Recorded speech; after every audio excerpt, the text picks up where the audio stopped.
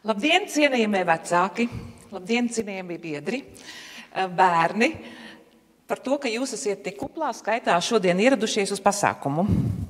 Paldies arī visiem tiem, kas pieslēgušies ir jau tieši saistē, lai mēs varam nodrošināt vājdzirdīgiem un nedzirdīgiem cilvēkiem arī iespēju, šo brīnišķīgo iespēju noklausīties tik vērtīgas lietas, kuras nekur skolā un nevietā tā vienkārši nemāca. Protams, paldies Sabiedrības integrācijas fondam, Eiropas līdzfinansējumam un Nacionālam attīstības plānam 2027 par iespēju īstenot projektu ģimenei draudzīgas vides un sabiedrības veidošana.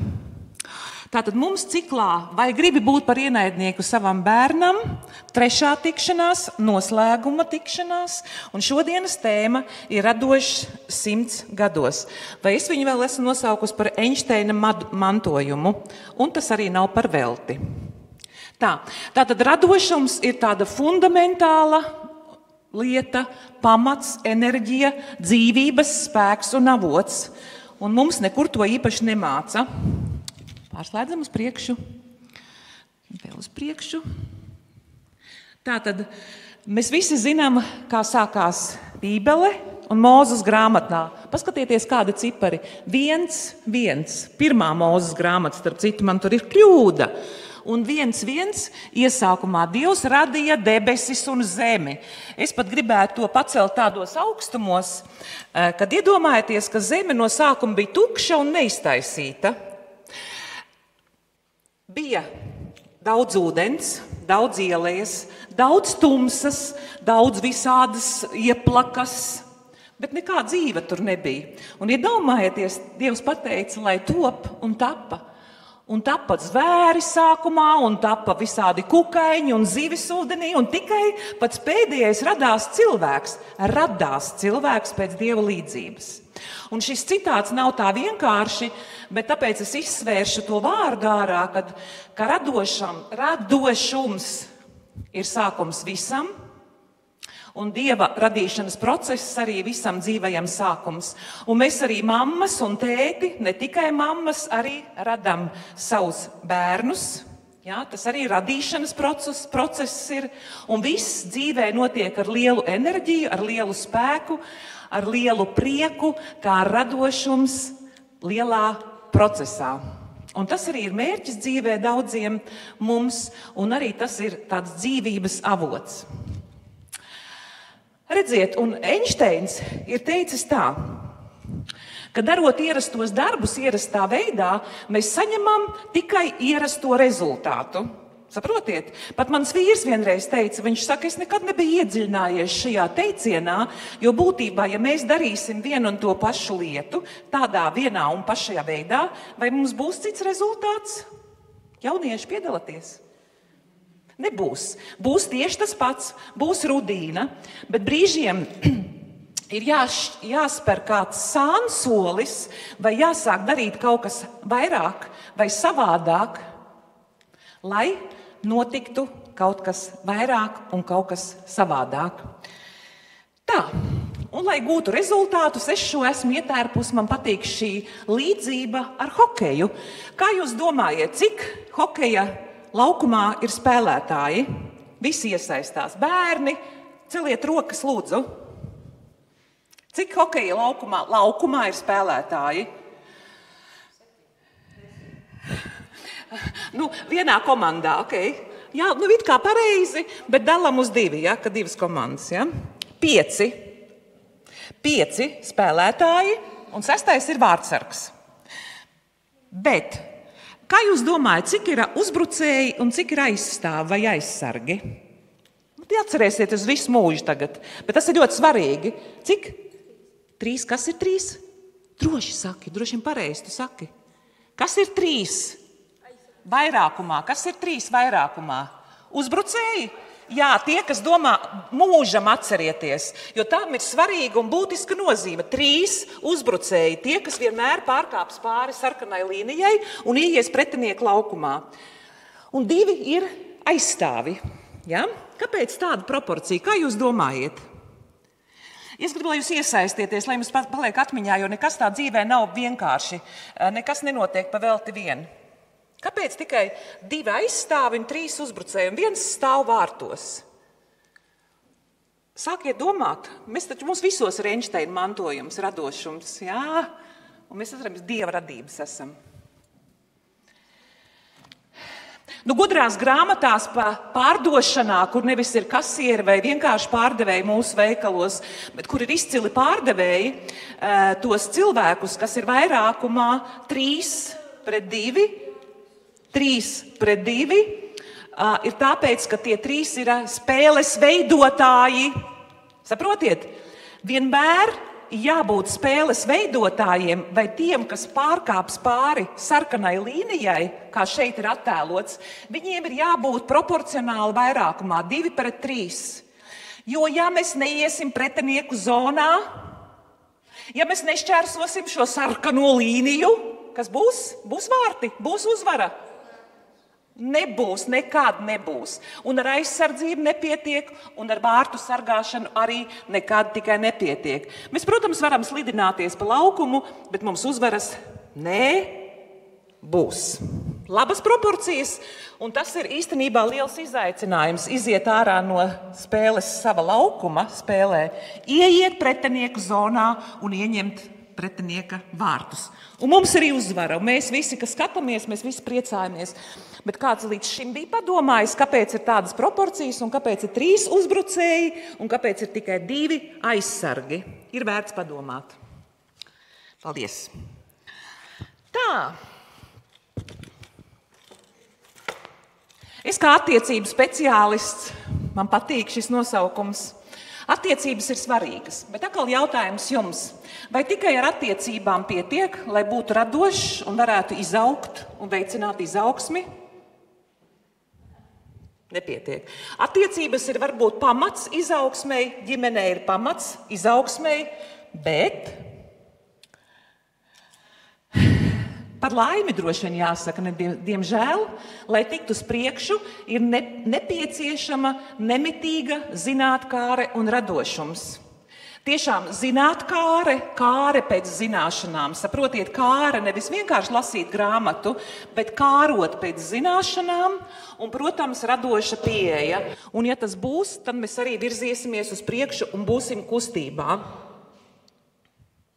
Un šodienas pasākums izcels šo radošumu 100 gados, jo, principā, Dievs mūs radījis, lai mēs dzīvotu 100 un 120 gadus. Un tā personīgi ieskicēšu, man ļoti patīk tādas manas pārdomas, kāpēc cilvēki arvien vairāk veci slimo ar vecuma demenci. Viņi paliek aizmāršīgi, viņi neko neatcerās. Kāpēc? Kā jūs domājat? Viens no iemesliem, tas ir viens ļoti svarīgs, tieši šodienas tēmā. Lūdzu, kustiniet arī jūsu smadzenes. Kāpēc? Nē, kāpēc viņi ilgāk dzīvo, un kur ilgāk dzīvos un neslimos ar demenci? Mazāk domā, mazāk...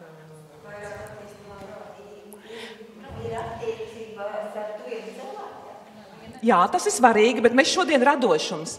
Tāpēc, ka cilvēki gūst, viņi kāro pēc zināšanām, viņi nemitīgi mācās, un starp citu viņi mācās arī no galvas dziedāt, deklamēt, saprotiet, radīt, bet no galvas. Tu nevari no lapiņas noradīt.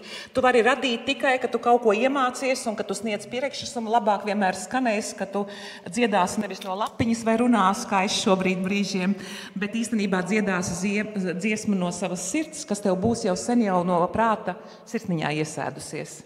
Tāpēc ļoti būtiski, un es esmu par to, lai skolās atkal būtu bērniem jāmācās dzejolīši, un lai bērniem būtu jāmācās dziesmām vārdi no galvas, un lai mēs varētu brīvi dziedāt, izplest rokas, nevis skatīties telefonā un atcerēties, kas tur ir uzrakstīts. Okay?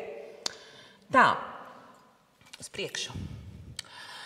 Un, protams, meklēja vakar bildi, radošuma eksplozija un izpausme šodien garīgajā, ķermeniskajā un emocionālajā dimensijā.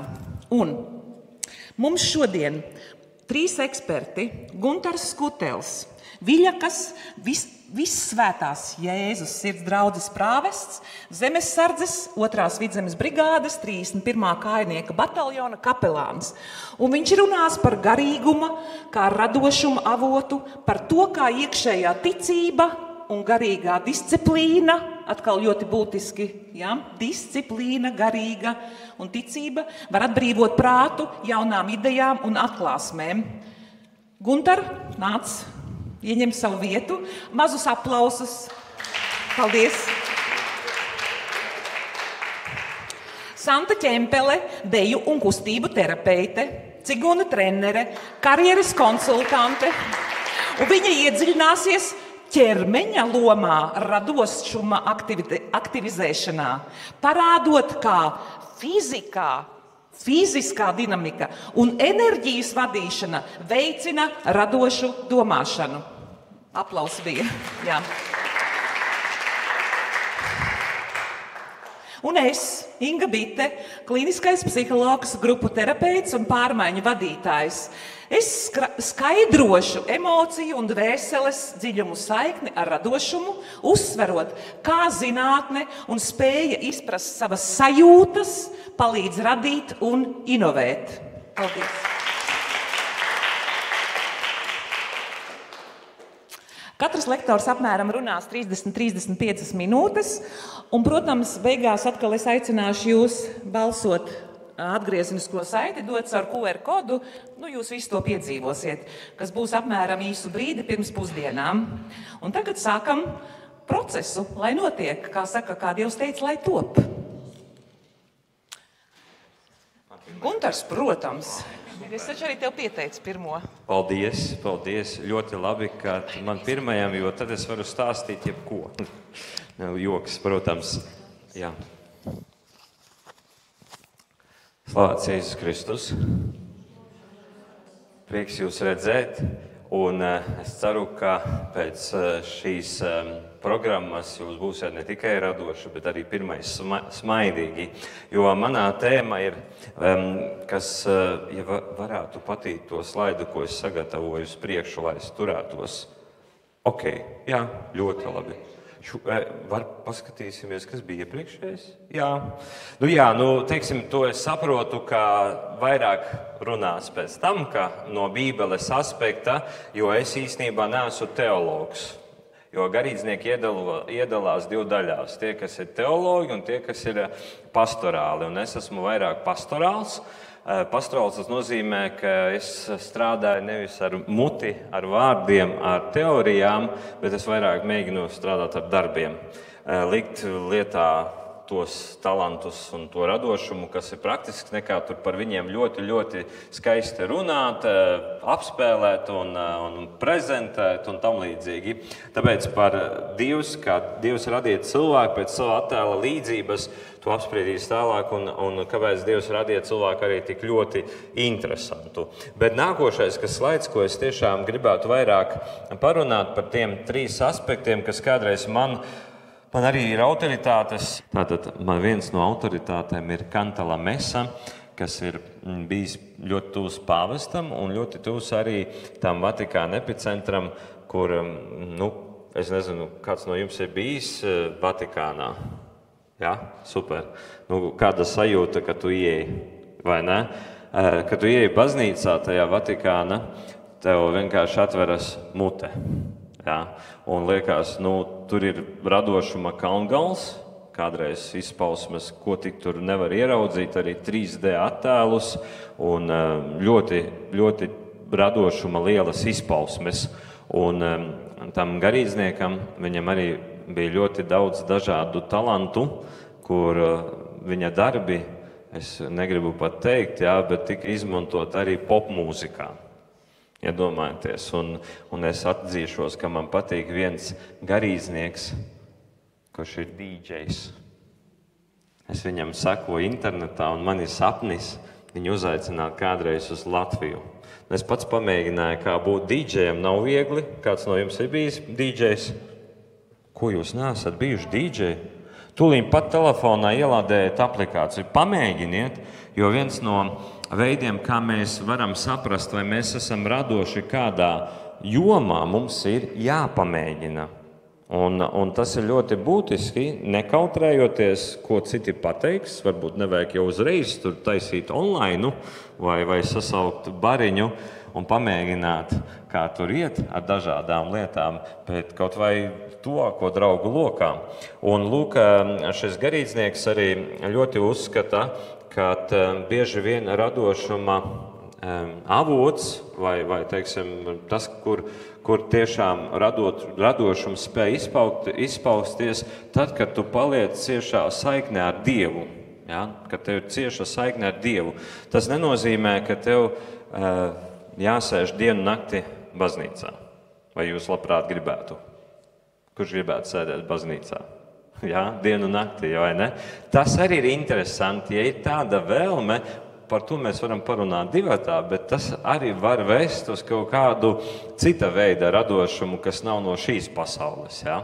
Jo, ticiet man ir jaunieši, kuri ir palikuši pa nakti baznīcā, ir gulējuši baznīcā, ir pieteikušies arī turnī gulēt, bet vēl nav atbraukuši, ja? Jo mums ir skaists turns ar skaistu panorāmu.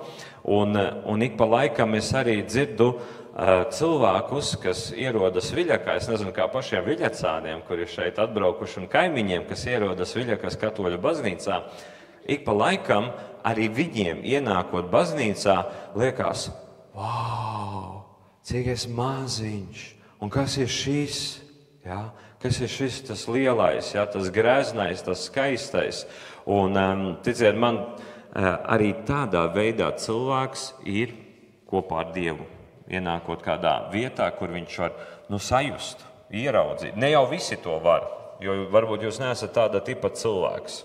Jo citam cilvēkam, es biju vienā pasākumā vakar, atzīšos, lai piedot, varbūt kāds skatās no tā pasākuma, man krit uz nerviem divas lietas. Gārsa. Zināt, kas ir gārsa, tāda zālīte vai ne zāle, jā.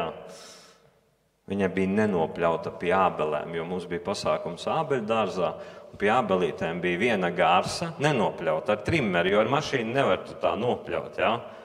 Un tad bija tāda pa vidu akmeņu kaudze, kur arī nebija nopļauta. Un es domāju, ārprāts, kā man to vidi var sabojāt šīs divas lietas, jo es esmu tāds vairāk perfekts, un mans radošums reizēm prasa augstāku to līmeni. Ja? Jo, piemēram, tad, kad atbrauc cilvēks laulāties uz mūsu baznīcu un saka, mēs gribam agrotīklu pa celiņu, kur ies laulāties. Un tur salikt kaut kādas svecītes, un es tā vasarā agrotīklu. Bet, ja viņi vēlas, es to atļauju. Ja, jo viņiem tas radošums, iet varbūt tādā pamata pakāpē, es gribētu teikt. Ja? Un man jau vakar arī, teiksim, es biju pārsteigts, ka tas bariņš cilvēku, pie 60 cilvēkiem, viņi staigā, viņiem tā gārsta netraucē, jo viņi ir rīdzinieki īstenībā visi.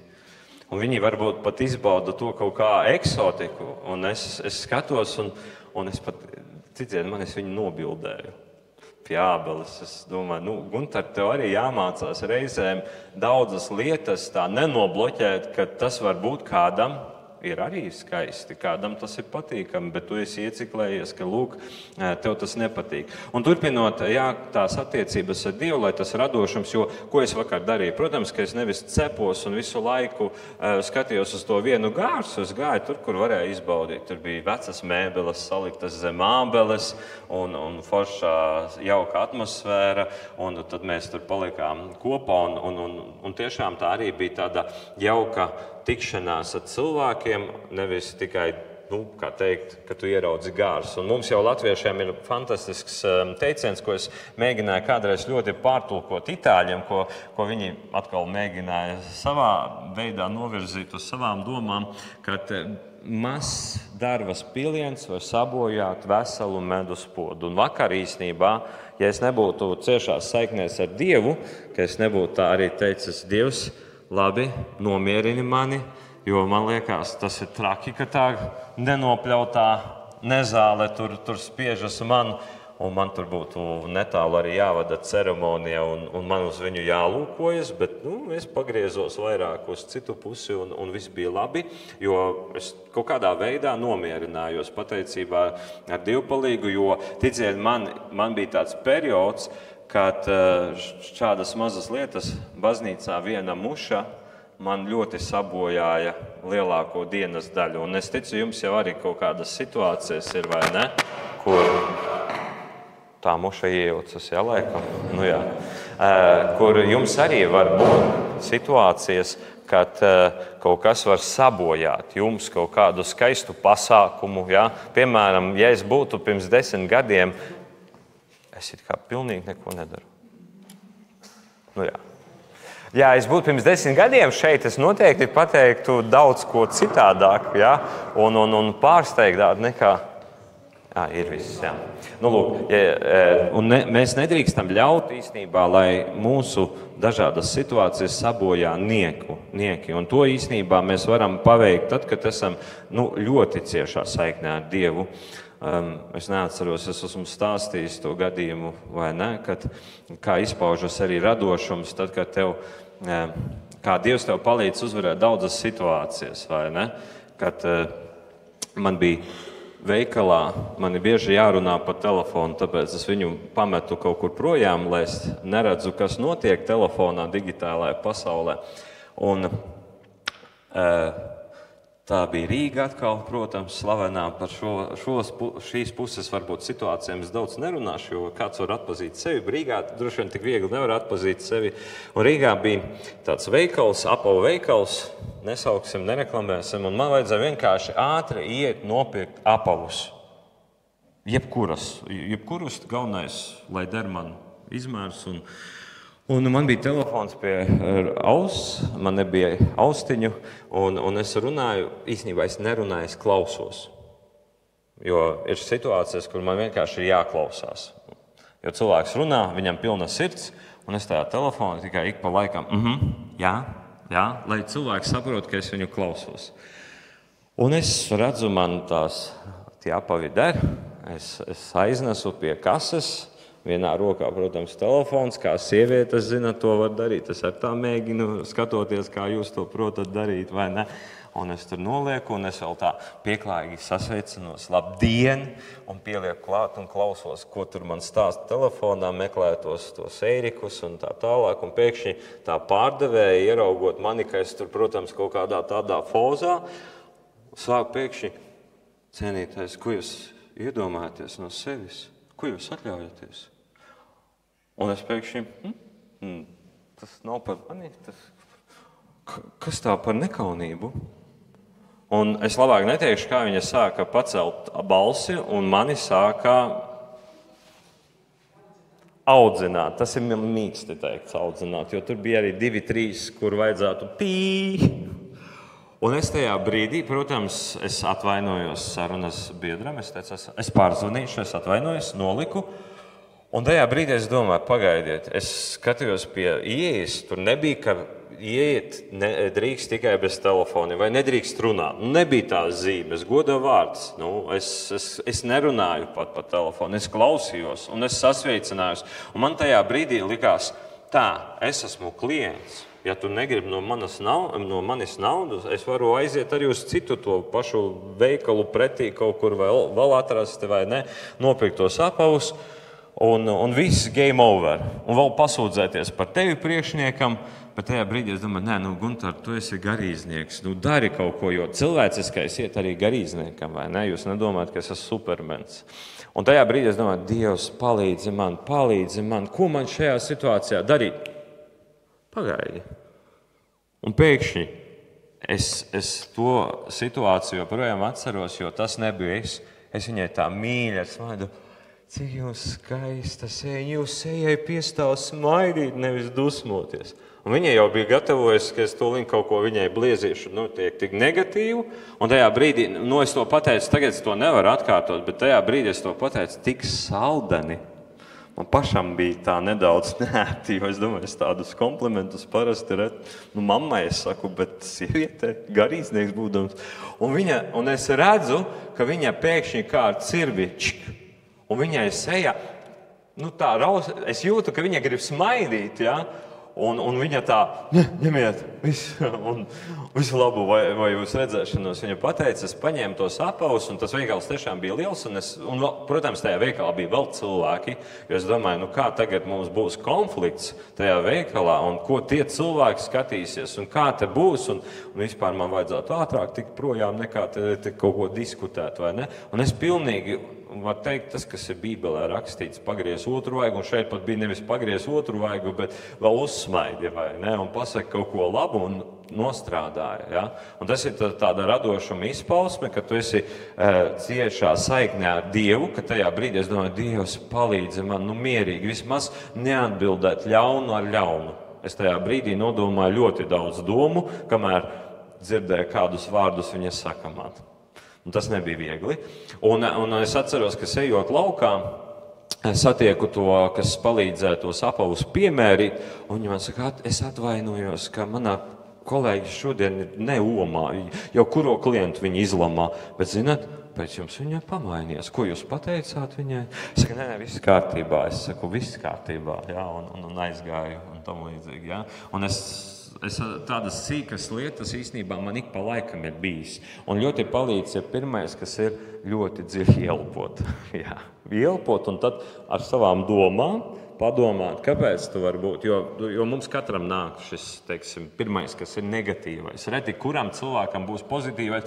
Forši, ka mani nolamā. Jā, sit 5, vai ne? Un tam līdzīgi. Jā, vēl pasaki ļaunāk, jā, vai ne? Protams, ka mums ir aizsaka reakcija, vai ne? Ka gribu sevišķi puišiem, vai ne? Un meitenēm tur. Nu labi, jā. Tālūk, tā ciešā saikne ar Dievu, un tas nenozīmē, ka tagad man jāpaņem arī varbūt jāiet pretējā galējībā, kad, teiksim, jākrīt ceļos, bet pāvests Francisks to ir darījis.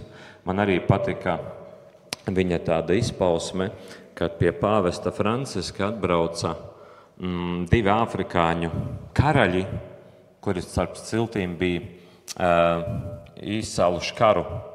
Tur bija 1000 jau nogalināto. Mēs par Āfriku daudz ko nedzirdam, bet es sekoju tur, protams, itāļu ziņām līdzi. Un pāvests, ko viņš izdara? Viņš nokrīt uz ceļiem viņu priekšā un lūdzās, lai pārtrauc karu. Visam protokolam tas bija šoks. Un viņi pārtrauca karu. Ja viņi apsēstos pie galda, parunātu varbūt, un vēl kāds uzsist ar kulaku, bet, protams, tas nebūs katrā situācijā. Mēs nevarēsim ar tādu aprēķinu, tagad tur būs tā, un es darīšu tā. Tam jānāk tiešām no sirds un no Dieva, jā? Jo pāvests arī pēc tam to gadījumu stāstīja, ka viņš saka, es pats nesapratu, kāpēc es to daru, bet es ļāvos, kas ar mani notiek. Jā. Iepazīt sevi un atbrīvoties no bailēm, tas ir mans mīļākais temats, kur es varētu runāt, vairākas stundas, atbrīvoties no bailēm, jo man ik pa brīdim, sevišķi mana mamma saka, ko cilvēki par tevi sacīs. Un man ir daudz tādu situāciju, ko cilvēki sacīs. Un šeit atkal ir tas fragments no Bībeles, kur Jēzus saka, ja jūs nekļūsiet kā bērni, jūs debesu valstībā neiesiet, jo ko bērns parasti dara? Viņam ir bailes. Viņam bailes ir no, mums kādreiz bērnībā bija no bubas, no tumsas, kaut kāda ļaunuma, no raganas. No kā jums ir bail, bērni? No lapsas, no lāčiem tagad mums visiem bail, vai ne? Vārdu sakot, bailes labi ir, ka ir no kā baidīties, ja? Bet, ja mums ir bailes, ko citi teiks, metiet viņas nost. Jo, lai ko citi teiktu, jūs bieži vien ne jau viņiem palīdzat, vai izdarat, vai ne, jūs paši sev zāģējat. Jo tas ir, teiksim, ko baznīca, tie psihologi, kas ir amerikāņu psihologi, viņi salīdzina, Elvis Preslijs bija ļoti slavens, un viņš atļāva skatuves darīt to, ko citi nedarīja tajā laikā. Viņš bija uz skatuves bērns, bet bija laimīgs. Jā. Un cik reizes arī mēs to laimi, teiksim, iespiežam kādā mazā kabatiņā, lai neviens neredz, un mēs neatļaujamies daudz ko darīt, jo, ko citi teiks. Jā, ko citi teiks. Un tas ir tiešām jāmēģina ar Dievu palīgu pajautāt. Dievs, kāpēc man tas varbūt dara bailīgu, ja? Ka es vēlos kaut ko darīt, kaut ko tādu nezinu. Ja? Teiksim, citu reizi man saka, dasadoncosīs vai ne, un tā tālāk. Ja?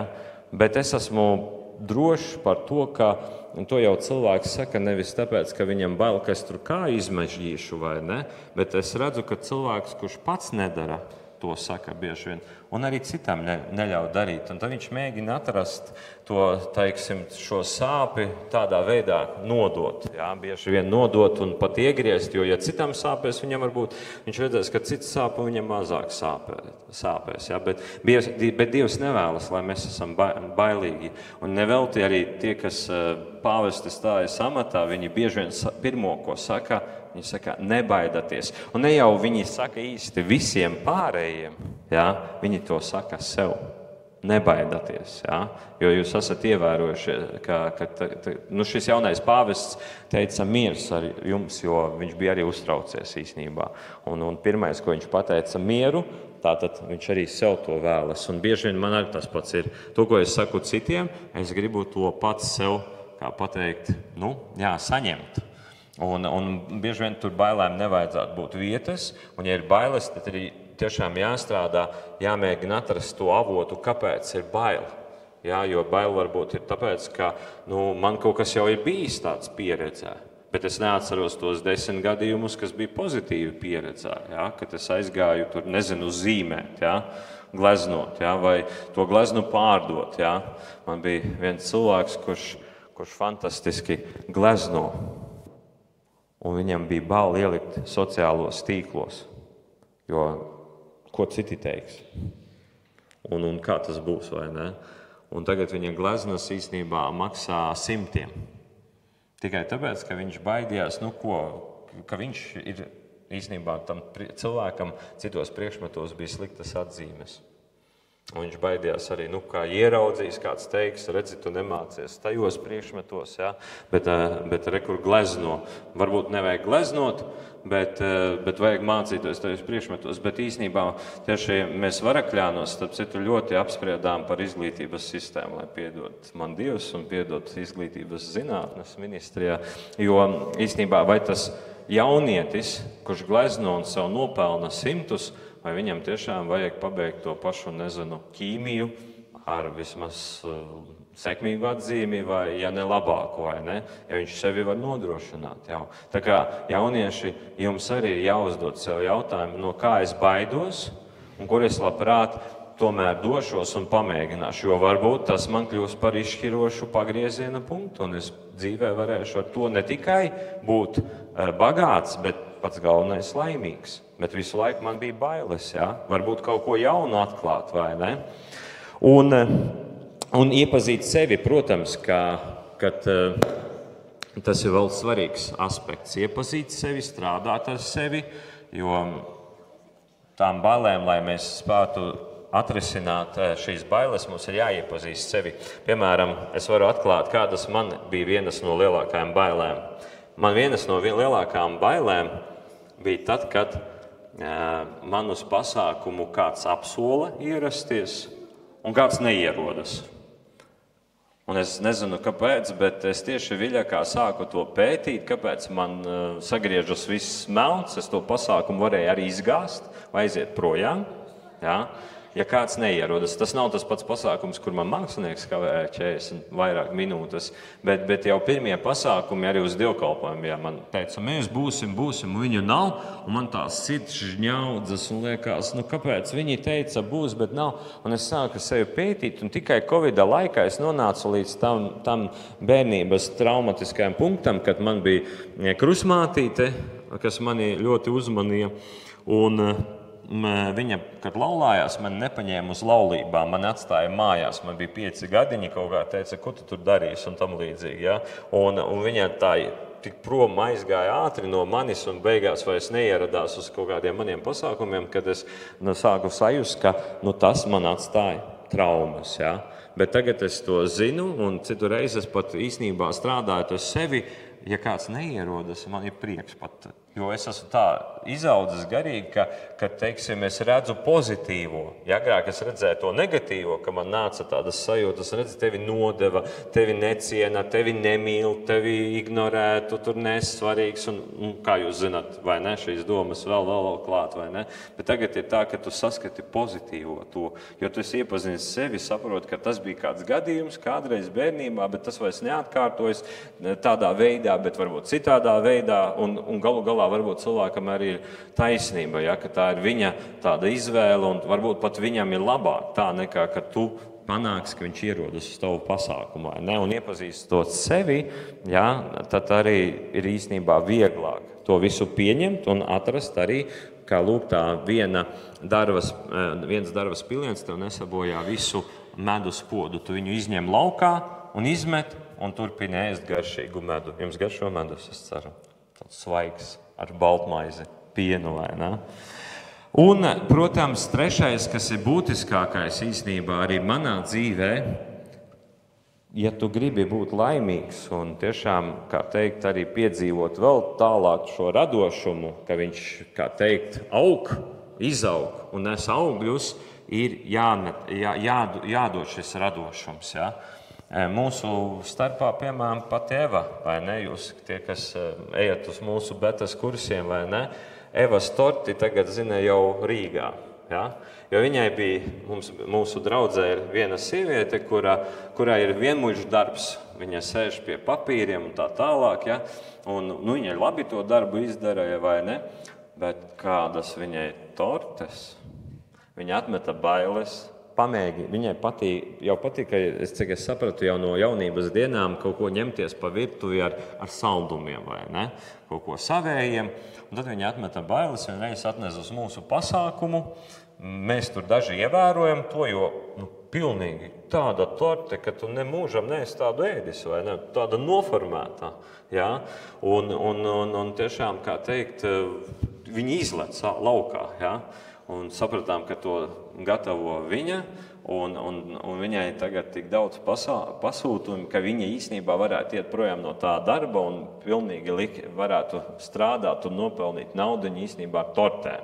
Ja vēl ieliktu sociālos tīklos noteikti, ja? Bet, protams, cilvēkam tāpat tie resursi nav tik vienkārši iegūstami, tāpēc viņai, piemēram, šis hobijs, ja, tagad ir pārvērties jau nedaudz par otru galēju, kur ir jāpiebremzē. Bet viņa ir laimīga, jo tik daudz, kā pateikt, jauku vārdu novēlējumu, un es ticu arī konkursa apbalvojumu viņa nav saņēmusi nekad iepriekš, tik daudz, cik par vienu torti, vai ne? Un tas ir tas jautājums, ja, kā es savu radošumu lieku vietā, ja? Kā es mēģinu to, kas man kāds ir talants, ja? Padalīties un laist tautiņās. Ja? Un tas var būt dažāds talants. Ja? Man ir diezgan daudz laulību, un starp laulātajiem viens pārītis, viņi strādā digitāli, ja? Viņi strādā attālināti, ja?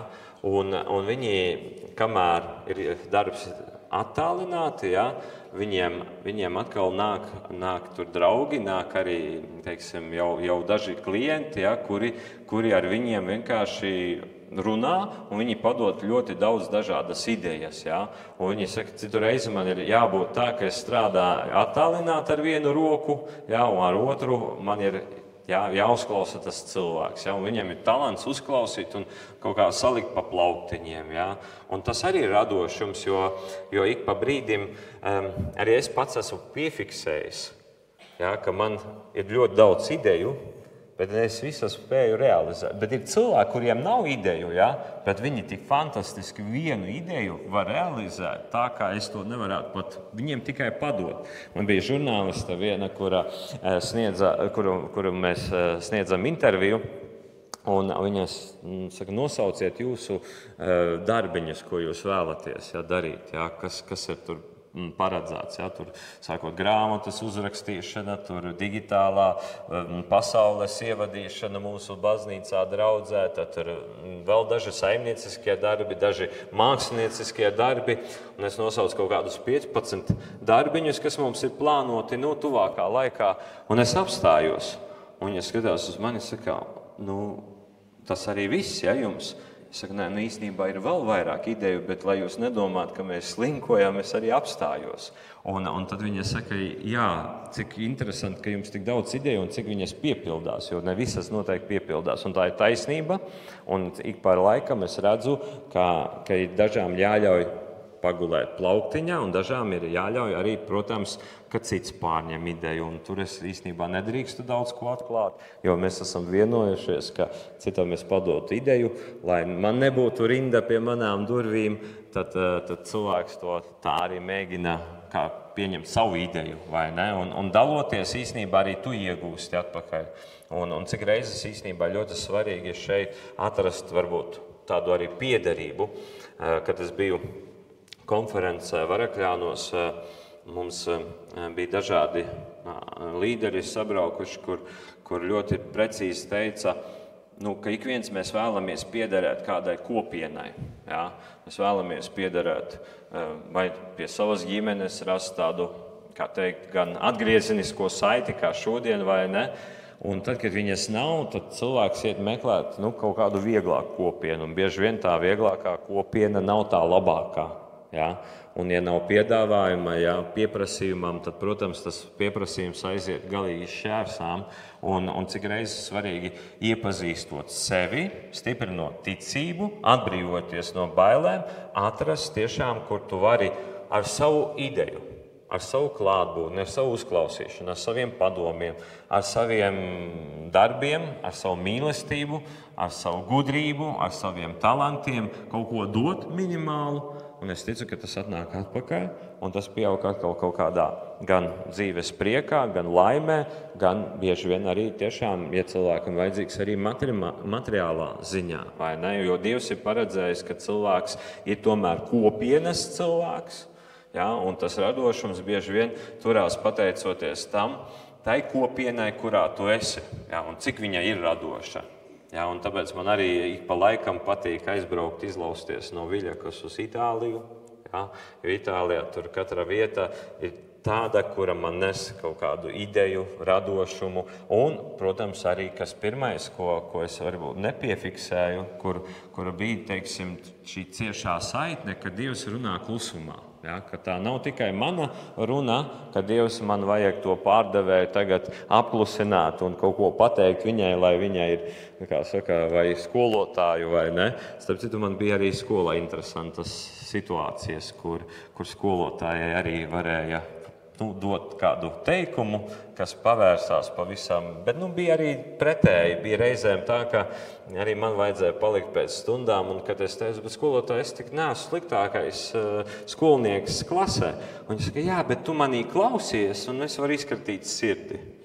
Jā, un tad es domāju, labi, dažas reizes var arī palikt tāpēc pēc stundām, vai ne? Jā. Un klusumā runā Dievs. Ja, un klusums arī, protams, ir jāsaprot cilvēkam, kurš strādā attālināti viens pats pie datora, ja, ka viņam tas klusums jau būs tāds nomācošs. Ja, viņam ir jāmeklē kaut kas pretējs.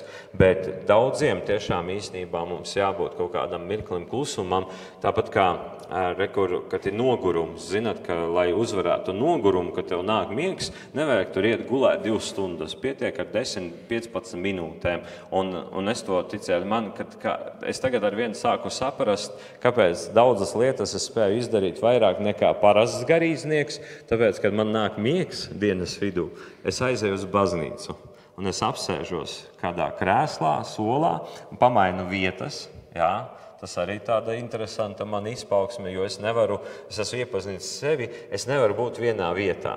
Man nepatīk vienā vietā, tas man nomāc. Ja? Un arī baznīcā man patīk mainīt vietas, un daži ir ievērojuši, ka reizēm ir kancele, nē. Sākumā es gāju pa vidu, staigāt, un Kupravā un Liepnā arī līdzīgi ik pa laikam. Un tad es apsēžos bieži vien tādā vietā, kur es neesmu sēdējis vismaz pēdējo tur mēnesi. Ziemā gan es teikšu godīgi grūti baznīcā, bet arī ziemā ir bieži gadījumi, bet sevišķi tagad. Un es apsēžos, un citu reizi es vienkārši saku, Dievs, dari ar mani, ko tu gribi, jo es esmu beigts, noguris, neēdis, dusmīgs, nespēju izdarīt, un šo to vēl pastāstu, un tad es tā uzlieku modinātāju telefonā, ieslēdzu lidmašīnas režīmu, lai viss ir atslēgts, un uzlieku modinātāju 12 minūtes, 15 reizēm pat pusstundu, agrāk bija pat stunda, un tad es no malas izskatos ļoti dīvains. Es kā vista, un tā ik pa brīdim, knābāju, ja?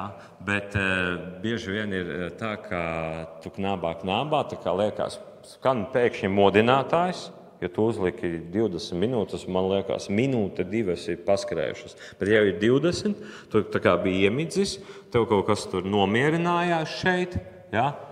Un tu izēj ārā, un tu esi cits cilvēks. Un vienkārši vienā brīdī domā, es tagad gribēju gulēt, es gribēju visai pasaulē uzmest tur un tā tālāk, ejiet prom, vai ne? Un tagad es esmu cits cilvēks un atkal varu pulkstens 4 doties līdz pat 10 man ir saplānots, vai ne? Un ik pa laikam tas ir ļoti būtiski. Ja nav baznīcas, protams, mēs varam atrast kaut vai vietiņu pie dabas, ja? Kaut kur arī, teiksim, uz savām domām, ka Dievs, man ir kotletes jācep, man te brauc, vai man ir jāmācās matemātika, man ir jāravē kartupeļi, kā man daži teica, kuri man iegāza šodien nedaudz, labi, viņi apsolīja pēc tam, jā.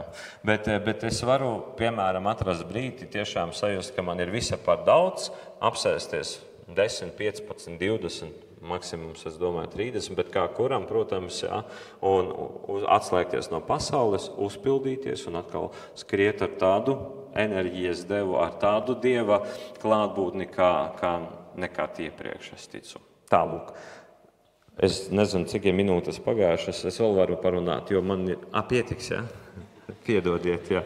Es aizmirsu paskatīties plāna punktā. Garīgā dzīve lūkšana ir īsts radošuma avots, ja to labi izmanto, vai ne? Un pāvests tāpēc Francisks teica, ka radošums ir cilvēka iekšējās būtības izpausme. Ja jums tā būtība nav piepildīta, tad nebrīnaties, ka radošums ir pamatlīmenī. Tā kā vakar dažam labam. Tālāk, labi, viss, paldies!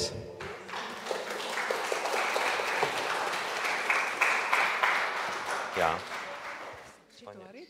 Jā, droši. Santiņa pieskrāda kaut kur. Tur viņš tāpat. Tālāk mums runās Santa. Varbūt viņa mūs arī iekustinās, jo ja dažiem, lai miegs nesāk nākt, ziniet, kad sēž, ja, tik ilgi. Labi, Santa. Lūdzu. Tā, labdien, labrīt. Gribat pastaipīties, ja? Labi, tad mazliet pakustēsimies vismaz plecu līmenī. Ja? Sajūtam plecus. Ja, iztaisnojam mugurkaulu, jo tā mums ir tā vertikāla, kas mūs tagad tur un savieno augšu ar apakšu un apakšu ar augšu un palaiž vairāk varbūt enerģiju. Ja? Iztaisnojam muguriņu. Sajūtam plecus un vienkārši šos plecus virpuļojam uz priekšu. Jūtam, ka šeit, kur ir lāpstiņas, kur mums tie spārniņi dīkst, tur mazliet plašāk paliek, brīvāk, jā. Tā apmēram 5-6 reizes uz priekšu, jā. Vajadzētu palikt tādām siltākām sajūtām plecos, un tagad mēs to pašu darām tikai atpakaļ. Un mazliet paskatāmies uz augšu. Jā. Jā, paliek siltāk. Vajadzētu tā būt. Man paliek siltāk. Jā. Tad paskatāmies pa labi. Tur noteikti ir kāds cilvēks, pasmaidam. Patrenējam sejas muskulīšas. Paskatāmies pa kreisi, tur arī jābūt cilvēkam, bet kādam varbūt ir siena, tas nekas. Tur var iedomāties, baltajā ekrānā iedomāties kādu sev mīļu cilvēku, kuram gribētos uzsmaidīt.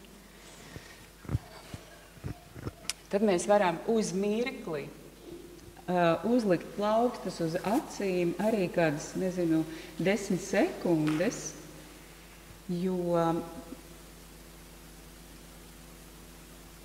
tad, kad uzliek plaukstus uz acīm, mēs atslogojam šo savu galveno sistēmu, redzi, acis, kas visu laiku uzņem impulsu no ārējās pasaules, kas nozīmē, ka tas nogurdina. Un tad, kad mēs aizveram acis, mēs tā kā ievēršamies sevī un neizstarojam enerģiju no sevis, bet tā kā pataupam viņu sevi. Un tas ir tāds diezgan ātrs, efektīvs veids, kā īpaši, ja ir darbs pie datora, tad ik pa laikam vienkārši ar plaukstām aizvērt acis uz pusminūtu, uz 10 sekundēm un atvērt, un tad tas skatiens jau ir tāds diezgan mošs. Labi. Paldies par šodien. Šajā reizē es atbraucu uz Latgali jau vakar un nakšņoju aiz Viļakas Medņevā. Tur man Radīna dzīvo, un es izbaudīju, kas ir absolūts klusums.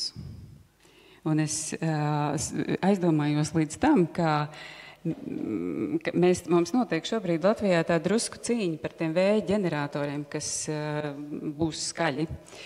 Un tad man ienāca prātā tāda doma. Mēs kādreiz taču domājām, ka ūdens pieder visiem, un to var dabūt vienmēr un visur pa velti. Un bišķiņi smaidījām par to, ka tā iesmējām, kādreiz jau viņš būs jāpērk pa naudu un tā. Un tagad mēs to piedzīvojam, ka mēs ūdeni pērkam par naudu.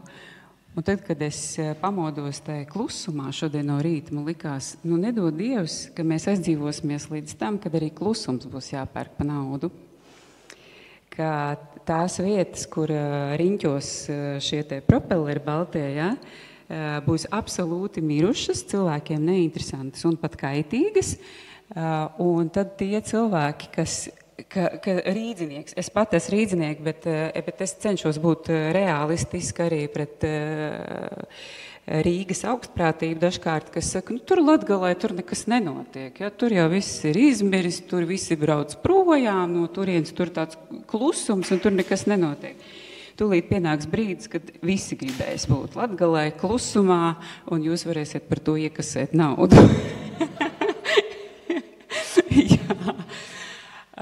Jā, tad par to radošumu šodien.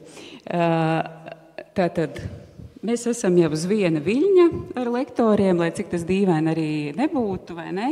Mēs nesazinamies pa nedēļas vidu, starp šīm te nodarbībām. Mēs nesaskaņojam, par ko mēs baigi runās, mums vienkārši Inga iedod tēmu. Un redzēt, kā tas notiek, ka tad, kad mēs esam kaut kādā tajā neredzamajā savienojumā, mēs tomēr viens otru ļoti uzķeram, par ko mēs gribam parunāt un kam pievērst uzmanību un ko pateikt. Un šis te Dievs radīja cilvēku pēc sava tēla un līdzības. Šis ir tiešām ļoti fundamentāls moments, un es mēģināšu varbūt pagriezt skatu mazliet savādāk uz šo teikumu. Atkal tas varbūt ir radošums, ja mēs uz visām lietām varam, lai cik tas izklausās dažkārt viens un tas pats teikums, bet tā, ka mēs pagriežam to savu skatu punktu mazliet citā leņķī, mēs atkal ieraugam kaut ko citu un kaut ko jaunu. Un es jau pirmajā reizē palīgā ņēmu krievu valodu, lai patulkotu dažādus jēdzienus savādāk. Ja? Un šeit es arī atļaušos izmantot krievu vārdu, šo teicienu krievu valodā pa obrazu i pa dobī.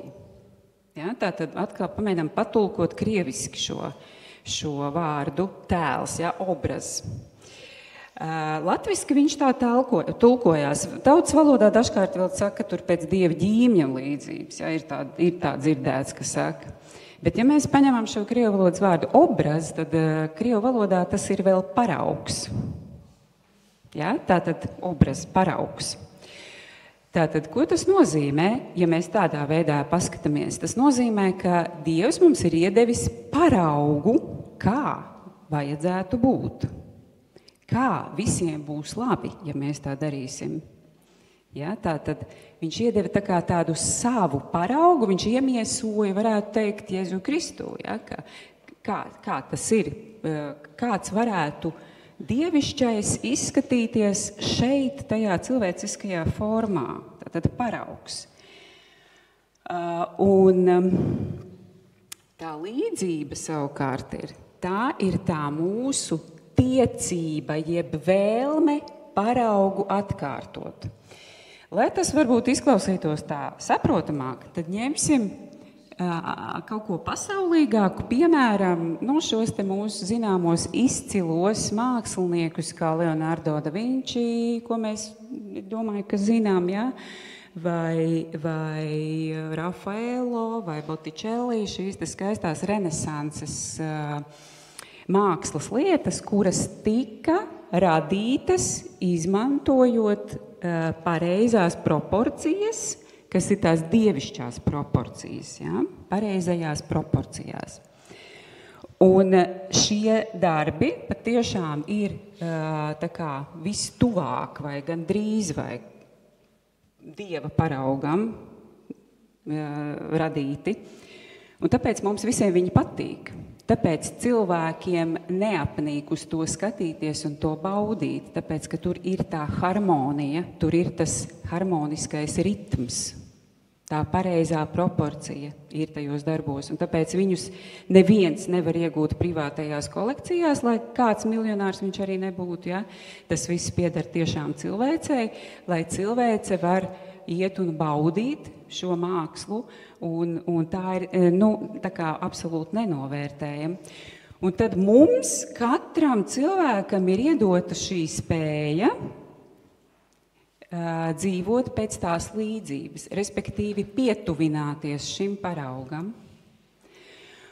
attīstīt savu meistarību kaut kamā, ar ko mūs katru dievs ir apdāvinājis. Ja? Vienam tās ir runas dotības, citam tās ir tēlošanas dotības, vēl citam gatavošanas dotības, par to mēs esam jau daudz runājuši, bet tātad attīstot pēc parauga, tuvoties tam ideālam, ja mēs pieturamies pie šīs te gleznas, Leonardo da Vinci gleznas, tad jebkurš mākslinieks var pietuvoties un atdarināt šo paraugu tādējādi, tā kā piekļūstot tuvāk tam tēlam, tam dievišķi iedotajam tēlam, tam paraugam, kā mums vajadzētu darīt. Ja? Un tā ir tā tiecība, tā zinātkāre, ja? Tā kāre, kad es gribu to, es gribu būt tik līdzīgs Dievam, ja? Kad es varu radīt kaut ko skaistu. Radīt kaut ko skaistu, nevis vienkārši nodarboties ar kaut kādu darīšanu, ja? Bet radīt kaut ko skaistu, kurā es pats varu iegūt šo te prieku, un es varu arī ar vienu cilvēku priecēt un aicināt līdzināties atkal tam paraugam. Ja mēs visi viens otram kaut kā kalpojam par paraugu. Un tā tad ejam tālāk. Un atkal šī te pati vajadzība piramīda. Mēs no tās nekur nevaram atkāpties. Tā ir mūsu, tā kā arī tāds, varētu teikt, paraugs, pēc kā vadīties un saprast, kā tad man iet ar tām visām manām vajadzībām un kur es atrodos. Un tagad atkal uz šo paskatīsimies varbūt nedaudz savādāk. Mūsu ķermenis tā tad arī ir radīts perfekts. Ja, Dievs mūsu ķermeni ir radījis perfektu, un mūsu ķermenī ir ļoti daudz, kas ierakstīts, ja vien mēs prastu to tulkot. Atkal, lai arī es nāku no izglītības sistēmas cilvēks, es esmu skolotāja ilgus gadus strādājusi, es arī ļoti daudz kritizēju šo izglītības sistēmu, tieši tāpēc, ka es viņā esmu iekšā un es redzu to, kā tas dažkārt nestrādā. Ja, un tas, ko mums vismazāk māca skolā, par mums pašiem. Ja? Kā darbojās mans ķermenis? Mūsu ķermenī viss ir pateikts priekšā, ja vien mums mācītu to saprast un tulkot. Bet vienu lietu es jums tagad parādīšu. Tātad, ja mēs saliekam šādi te kulaciņā roku, ja, tad patiesībā mēs savas smadzenes neviens nevaram ieraudzīt. Mēs zinām, ka viņas tur ir. Mums ir tātad pētnieki to ir izdarījuši ar mirušiem cilvēkiem, paskatījušies, kas tajā cilvēkā ir iekšā. Un mums tagad ir zīmējumi. Mēs zinām, ka tur mums ir smadzenes, un tajās smadzenēs tur ir visādas daļas. Bet, ja mums būtu kāds pateicis priekšā, ka mēs varam pastīties pavisam vienkārši, ja mēs saliekam šādu te rociņu, tad mēs redzam, ka šī daļa, tas ir smadzeņu stumbrs, tās ir mūsu pirmās smadzenes. Ja mēs runājam par evolūciju cilvēku, ja? Tad pirmās smadzeņu stumbrs, kur ir izdzīvošanas instinkti šeit. Ja? Viss šeit strādā tā, kā uz šo te cīnies vai beidz formulu, ja? Tātad izdzīvošanas princips. Un tas ir šeit, ja? Fiziskais līmenis. Ja? Tālāk ir tas iekšķīts, tāda maza daļiņa. Tas ir iekšā smadzeņu, tur tajā aparātā mūsu smalkajā. Ja? Tā ir limbiskā sistēma, jeb emocionālā daļa, kur ir tādas smalkas detaļiņas kā talāms, hipotalāms, amigdāla. Tās visas daļas nodarbojās ar ārējās pasaules skenēšanu, lai saprastu, vai mēs esam drošībā, kur mēs atrodamies, salasa informāciju no ārējās pasaules, izanalizē. Tas viss notiek ļoti ātri. Es vienkārši nespēju tik ātri parunāt, un jūs arī nespējat tik ātri saprast, cik ātri tas strādā mūsu smadzenēs. Ja? Bet tā tas notiek. Ja? Un tātad emocijas varētu uzskatīt kā tādu kompasu, kas mums ļauj un palīdz orientēties, kur tad mēs atrodamies un vai mums nedraud briesmas. Un ja draud, tad ātri izlemt, ko tad darīt ar to visu. Ja? Bēgt, cīnīties, sastingt vai vēl kaut ko citu izdomāt. Ja? Un tālāk tad šī daļa, ja? Tad šodien veidojās tā kā pierītas daļa, ja? Un tā ir tā gudrākā daļa, ar ko mēs jau esam apveltīti evolūcijas gaitā, ja? Un tas ir tas mentālais moments, jeb neokorteks. Un tas nodarbojās ar to, ko mēs fiziski sajūtam, emocionāli pārdzīvojam, mentalizējam, jeb izskaidrojam. Ja mums šī daļa nestrādā, šī te priekšējā daļa, ja mums viņa nestrādā, tad mēs esam tikai reaģējošas personas. Vai priecājamies, vai skumstam, ja? Vai vēl kaut ko, bet mēs neizdaram secinājumus. Mums nepietiek kapacitātes, ja nestrādā šī te daļa. Tātad šis te fiziskais, emocionālais, mentālais, tas būs par ķermenisko daļu. Un tai mūsu tiecībai būtu jābūt uz to, ka mēs izzinām sevi, saprotam sevi un šīs trīs daļas pārzinām. Ja, tātad fiziski mēs zinām, kādi procesi mums notiek, emocionāli mēs varam sevi pārvaldīt un mēs varam izskaidrot sev vismaz noteikti, kas ar mums notiek un kāpēc. Un ko es ar to visu varu darīt, lai es justos labāk, laimīgāk, radošāk, enerģiskāk. Ja? Tātad tas ir par to, un tas prasa piepūli.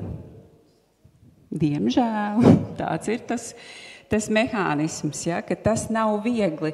Ja mēs gribam visu tikai viegli, mēs paliekam tur fiziskā līmenī. Mums vajag tikai tad visādas izklaides, visādus tralalā, ja? Un uz priekšu mēs netiekam. Mēs paliekam tad tajā trīs vajadzību līmenī. Arī te, protams, viss notiek radoši, jo katrs cilvēks jebkuru lietu dara savā manierē, savā radošajā manierē. Pat zobus tīra viena funkcija, ja? No rīta mēs visi zinām, ka mēs to darām, bet mēs vienalga to katrs darīsim savā manierē, tāpēc, ka mēs esam unikāls vienreizējas būtnes šajā te brīdī. Ja? Bet tas patiesais radošums, tas patiešām īstais radošums sākās šeit. Pa vidu ir status.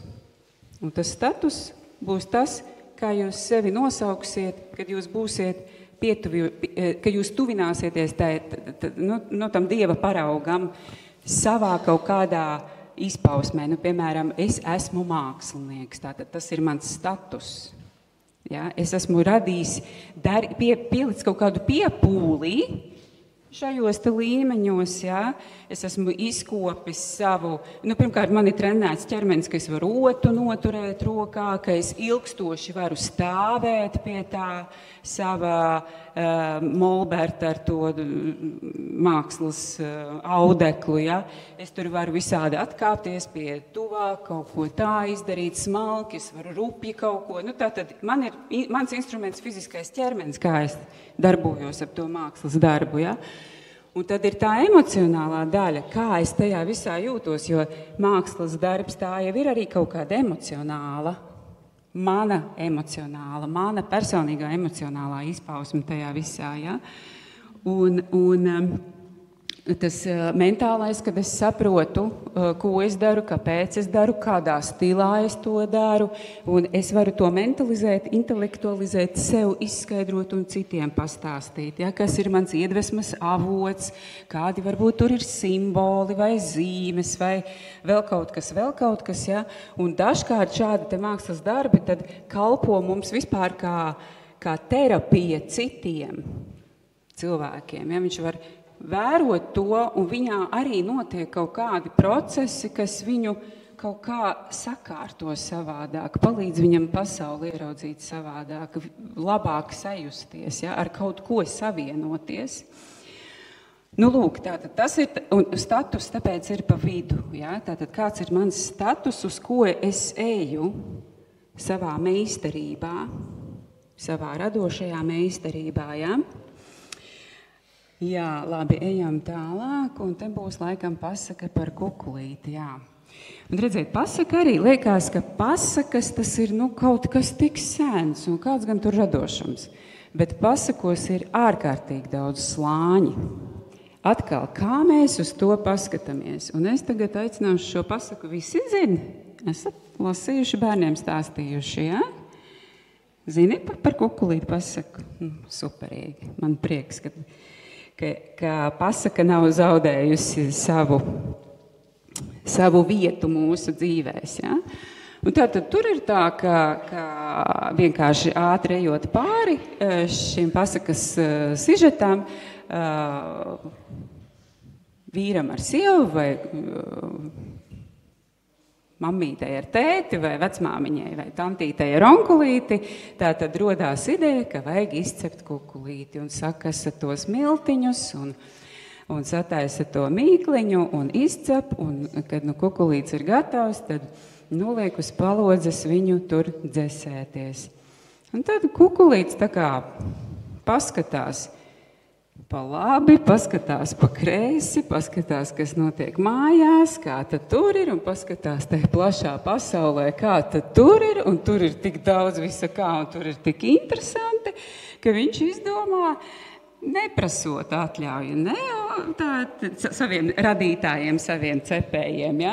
Neprasot atļauju, vai drīkst, es izkāpšu, paskatīšos, kas ir pasaulē. Viņš vienkārši izlec pa to logu un ripo tagad pasaulē. Un ievērojot šīs nianses, ja? Viņš ripo lejā, nevis ripo augšā, tāpēc, ka pēc fizikas likumiem augšā uzripot nevar. Augšā var tikai uzkāpt. Ja, tātad tas prasīs atkal piepūli. Ripot lejā, no kalniņa visi ir braukuši, ja, cik superīgi. Viegli, bet uzvilkt atpakaļ ragaviņas augšā kalnā, tas atkal prasa piepūli, un tad liekas, nē, es negribu, kurš tagad uzvilks tās manas ragaviņas, ja? Bet, ja mēs arī atrodam kādu, kas uzvilk tās ragaviņas, tad tas nav par mums vairs, ja? Mēs neesam pielikuši to savu piepūli, un tas mums nekādi nevar palīdzēt. Un tātad šis kukulīts ripo tur lejā pa to celiņu un satiek tur vilku. Vilks viņam piedraud, ka viņš apēdīs viņu. Viņš viņam tur stāsta visādas pasaciņas, viss kaut kā izpildās, mazliet to vilku apdullina un tiek no viņa vaļā ripo tālāk. Satiek tur lāci, tieši tāpat mazliet viņu kaut kā tur izklaidē, mazliet viņu apmāna, apmuļķo, kamēr stāsta savu stāstu. Un ripu atkal tālāk. Kamēr viņš nonāk pie tās viltīgās lapsas. Un tā viltīgā lapsa, redz, viņam saka, tad uzkāp man te uz galvas, jo es tā švaki dzirdu, lai labāk dzirdētu, ko tur stāst man pie austiņas. Un ko tā lapsa izdara? Pamet galvu augšā, atver muti, un kukulīts iekrīt viņai mutē, un kukulīts tiek apēsts. Un kāpēc es to šodien stāstu? Ja? Kāda te ir tā, vēl var būt kāda jēga no visām jēgām, ko jūs varbūt katrs vēl pats esat tur tajā saskatījis? Tātad, tas ir atkal stāsts par to trīsvienību, par ko es jau stāstīju iepriekš, un par ko mēs vispār šodien te runājam, ja? Ka gars, dvēsele un ķermenis. Ja? Tātad gars, jeb lielais, jeb radītājs nolēma radīt kukulīti, un viņš iedeva kukulītim šo te nolūku, jeb jēgu, jeb uzdevumu, jeb misiju būt par maizi un būt apēstam. Ja? Bet kukulīts pieņēma savu lēmumu, ka viņš to darīs nevis šajā te mājas kārtībā, bet viņš ies pasaulē un pats labāk zina, kā viņš to izdarīs.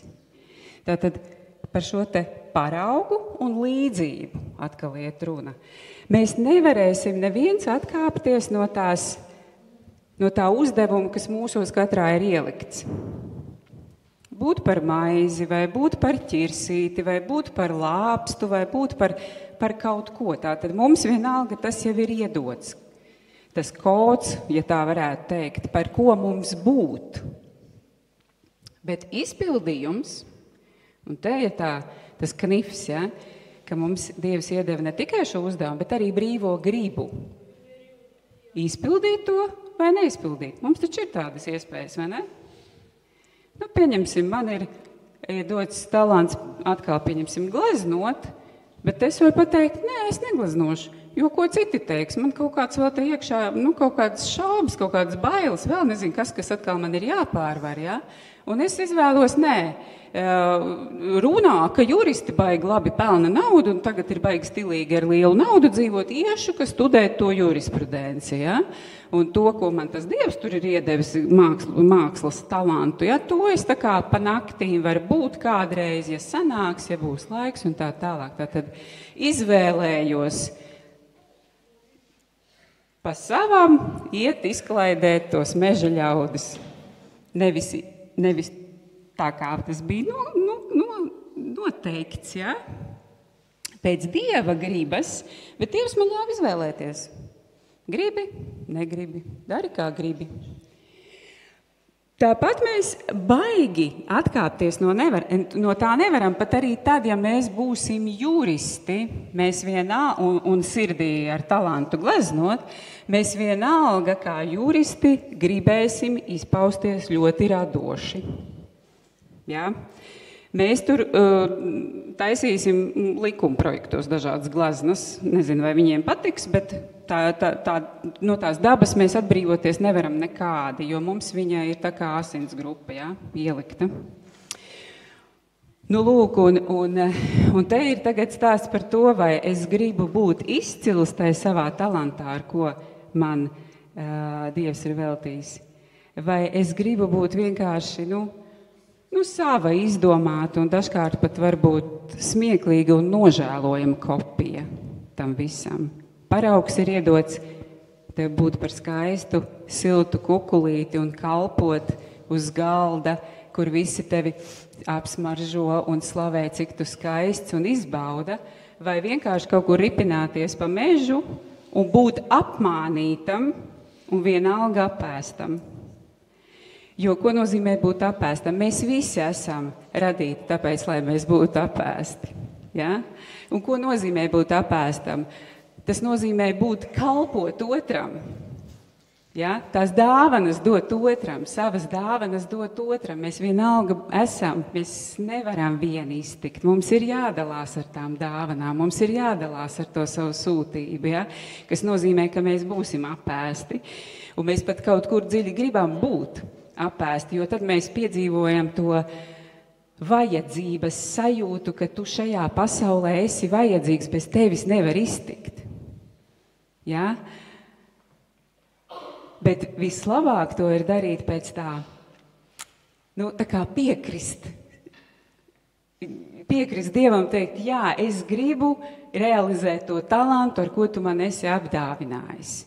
Es gribu ar tevi sadarboties šajā radošumā un patiesi savu dzīvi radīt. Nevis vienkārši radoši tīrīt zobus, radoši sasiet kurpi no rīta vai radoši apģērbties vai vēl kaut ko radoši smuki iesaisties savā mašīnā, ja? Bet radīt savu dzīvi. Saprotat to fundamentālo arī atšķirību? Radīt savu dzīvi sadarbībā ar savu lielo radītāju, ar savu, ar Dievu, ja? Sadarbojoties ar viņu, savu dzīvi radīt. Pēc šī te parauga, kādu Dievs mums ir devis. Ja? Tā kā, tas ir tāds aicinājums, es nezinu, vai man izdevās to caur šo pasaku tā pateikt un parādīt, bet jā, tas bija tas, ko man ļoti gribējās jums nodot, ka patiesībā jau mēs esam aicināti dzīvi savu radīt, ņemt rokās savu dzīvi un radīt pēc parauga. Un to paraugu jūs ieraudzīsiet kādā, kurš arī jau rada savu dzīvi, kādā cilvēkā. Nav tas tā abstrakti jāstaigā kaut kur meklēt, bet kāds cilvēks jau to dara izcili. Un jūs tā kā sajūtat to saikni ar šo cilvēku, šo rezonanci. Tu saproti, ka tev tieši tāpat tā mūzika interesē, kā tam māksliniekam, kurš jau mūziku rada, vai tieši tāpat man interesē būvēt jaunas mašīnas, kā kāds jau to izcili dara, un tad es pēc tā parauga, es sekoju tām viņa darbībām, es pieņemu, ka tā ir pareizi, jo tas, ko viņš dara, viņu ir aizvedis līdz tam rezultātam, ko es redzu, un tāpēc mums tā materiālā pasaule ir arī vajadzīga, jo matērija ir tā viela, kurā mēs izpaužamies un redzam to ar acīm, ko es varu izdarīt, ja? Kā man tas pīrādziņš sanāk vai tajā skaistajā, jau perfektajā formā, kuru es esmu mīcījis tur 101 reizi, kamēr nonācis, vai vienkārši kaut kā aizlokot maliņus, ja, un tad tu cep to pīrādziņu, un kā tur saka, ka tas pīrādziņš nav pareizi aiztaisīts, tad viņš atnāk vaļā cepšanas laikā un par tevi smaida, ja. Tā. Un pēdējais kadrs vienkārši tādam atkal atgādinājumam, ja, ka vajag, gribu un varu. Šoreiz tādā secībā, ka mēs piedzimstam ar to talantu, kuru visiem vajag. Vai es to gribu, vai es negribu, mana brīva izvēle, es izvēlos. Bet ja es negribu paņemt šo te talantu, ko man Dievs ir devis, tad patiesībā Dievam to nemaz nevajag. Ja tu nodarbojies ar kaut kādām savām lietām, ko tu tur esi izdomājis, tad nodarbojies vesels uz sava rēķina, bet Dievs īsti nenāks uz sadarbību, jo muļķībām viņam nav tik daudz resursu, lai izdalītu labām lietām un muļķībām. Muļķības mēs darām uz savu rēķinu, ja? Tad tur, kā teikt, nevajag.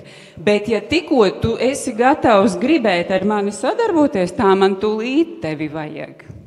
Jo manā lielajā saimē vajag to, ko vajag, ja? Un tad, ja es to gribu, tad man arī, protams, ir jāvar. Un tas ir par to ķermeni stāsts. Vai es protu savaldīt savu ķermeni, būt šajā te tiecībā uz šo te izaugsmi, pielikt piepūli un attīstīt to savu meistarību, ja? Tas ir par varēšanu. Un dažkārt mums patiešām ir tā, ka ķermenis ir tā kā mazliet jādresē kā tāds kucēns. Ja? Viņš tā kā, gribu to konfetīti un paķeršu, ja? Kā mēs kucēnam sakām? Nedrīkst, gaidi. Ja? Un tā mums ar to savu ķermeni mazliet ir tā kā, jāpacīnās, ja? Ka ar šito daļu saprotu, Nevajag. Šitas saka, man gribās, man tā gribās, un roka jau sniedzās. Ja? Un tad šitā daļa saka, nedrīkst gaidi. Pusstundiņu. Pēc tam jau es tevi apbalvošu, protams, jo arī tos kucēnus mēs apbalvojam ar kārumiem, ja? Bet tikai tad, kad viņš izpild komandu. Un tā komanda ir tāpēc, lai es varētu izpildīt to, ko es gribu, un lai būtu vajadzīgs visiem un sev par prieku. Jo atkal labs piemērs no rīta, ka mēs pamostamies pēc pulksteņa, nevis tad, kad esam izgulējušies. Un ir tā siltā gultiņa, un gribētos vēl minūtīti, ja, vai 2. Un tad vēl tā duša, un tā siltā gultā likās tā slapjā duša. Bet ir tik silti. Un tā kā piepūle ir jāpieliek, lai izkāptu no siltās migas un iekāptu slapjā vannā, dušā. Vēl augstā, jā, visi tā saka, ka baigi labi. Es arī tā saku, es pat ziemā eju peldēt, kur arī vienkārši tas bija, jāsaka, Dieva organizēti apstākļi, lai es iekāptu augstā jūrā, ne vasarā. un es tā kā, inficējos ar to vēlmi, tā ir fantastiska sajūta. Un tā tad, ieejot dušā, mēs tā kā esam izdarījuši to piepuli, mēs esam jau dušā, no tās siltās migas nomazgājamies ar vēso vai silto vienalga kādu ūdeni, bet vienalga jūs no dušas izkāpjat jau cits cilvēks. Un es nevienu neesmu nekad dzirdējis, kurš būtu teicis, cik žēl, ka es šodien iegāju tajā dušā. Tā gan bija slikta izvēle. Ja? Tā kā tad, kad jūs zinat tās pareizās lietas, ka tā vajag darīt, bet tas prasa piepūli, ka jūs to izdarat, jūs saprotat, jā, tas bija pareizi. Tāpat arī par to kārumiņu vai par tām karbonādītēm 8 vai 9 vakarā, ja? Baigi gribās, ja? Bet tad te viņas tā kā kārtas veido, ja, jo pa nakti viņām īsti nav ko darīt. Pa nakti mēs atpūšamies, un tā viņas tur arī atpūšās, un nekāda darbība tai ķermenī nenotiek. Lūk, tā kā, radošums tā ir ārkārtīgi svarīga lieta, jo mēs patiesi esam radīti tam, lai radītu. Taču, ja mēs gribam, lai aiz mums paliek kaut kas, lai mēs kļūstam par paraugu kādam citam, lai mēs kļūstam par paraugu saviem bērniem, saviem bērnu draugiem, tad tas prasa arī piepūli. Un tad mums ir jāliek lietā šī sava sadaļa, ja, galvas sadaļa, ka mēs tā kā veicam to iekšējo dialogu. Saņemies tagad, dabūsi, bet ne tagad. Izdaram to, un tad tu dabūsi to. Paldies, un tad tiekamies pusdienās.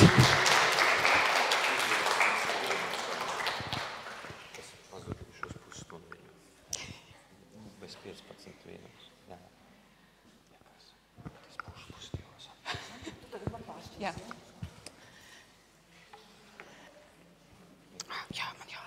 Cik labi. Klausījos Santu un domāju, jā, ērglis nav radīts, lai knābātu graudus un dētu olas, un vista nav radīta, lai lidotu augstu un vēl apstātos un ieraudzītu tā kā, lidmašīna, jā, pasauli lielā mērogā, ļoti lielā, jā. Fantastiski, un vista radīta, lai viņa knābātu graudus mums pie mājas un dētu oliņas, un ērglis radīts, lai viņa skatiens būtu arī šodienas tēmā, vai ne? Bet to mēs varam, jo tas ir tieši saistīts, kā es arī sākumā teicu, zinātkāre, ja, ka zinātkāre, un paskatīties uz šo situāciju pavisam no cita skatu punkta. Un mēs šodien par to arī mazliet parunāsim. Kā jūs domājat, kāpēc es esmu to tēmu? Tā tēma man jau ir sen, viņa man ļoti mīļa. Kāpēc es esmu nosaukusi radošs 100 gados vai Einsteina mantojums, kur katram vārdam ir ļoti liela un dziļa nozīme. Bet es gribu, lai jūs tiešām arī kustinat savas smadzenes, lai jūs arī tajā radošumā šodien piedalāties. Jo es gribētu, nevis es tik tādu gudrnieci te priekšā runāju, bet lai jūs māciet satvert arī, ka jūsos katrā ir kaut kas, kad jūs uz šo lietu varat paskatīties mazliet savādāk. Un varbūt apbalvojiet arī mani ar to, ka jūs sākiet ar mani kopā kaut ko radīt šeit, uz vietas, starp citu. Pēc tam darbnīcās mums būs iespēja radīt tiešām kaut kādu jūsu problēmu situāciju, izvērst 11 veidos, kā jūs viņu varat atrisināt. Ļoti manis radīta metode būs. Paši, kā mākslinieki, veidosiet savu problēmu, lai viņa nebūtu vairs problēma, lai viņa mums būtu kā kalpojošs, es nezinu, palīgs ikdienas dzīvē. Tā, kāpēc radošs 100 gados, jeb Einsteina mantojums? Visi var piedalīties, jā, jo es tā pa velti nosaukumu nekad neveidoju, es ilgi sēžu, es domāju, un tur ir ļoti liela un dziļa doma. Šodien mēs par daudzām tēmām jau runājāt. Nav nevienam nekas satāms, varbūt eksperti var vismaz piedalīties. Jo... Baidaties kļūdīties? Lūdzu. Jā, redz, kur viens, kā tevi sauc? Krišjānis, cik tev gadi?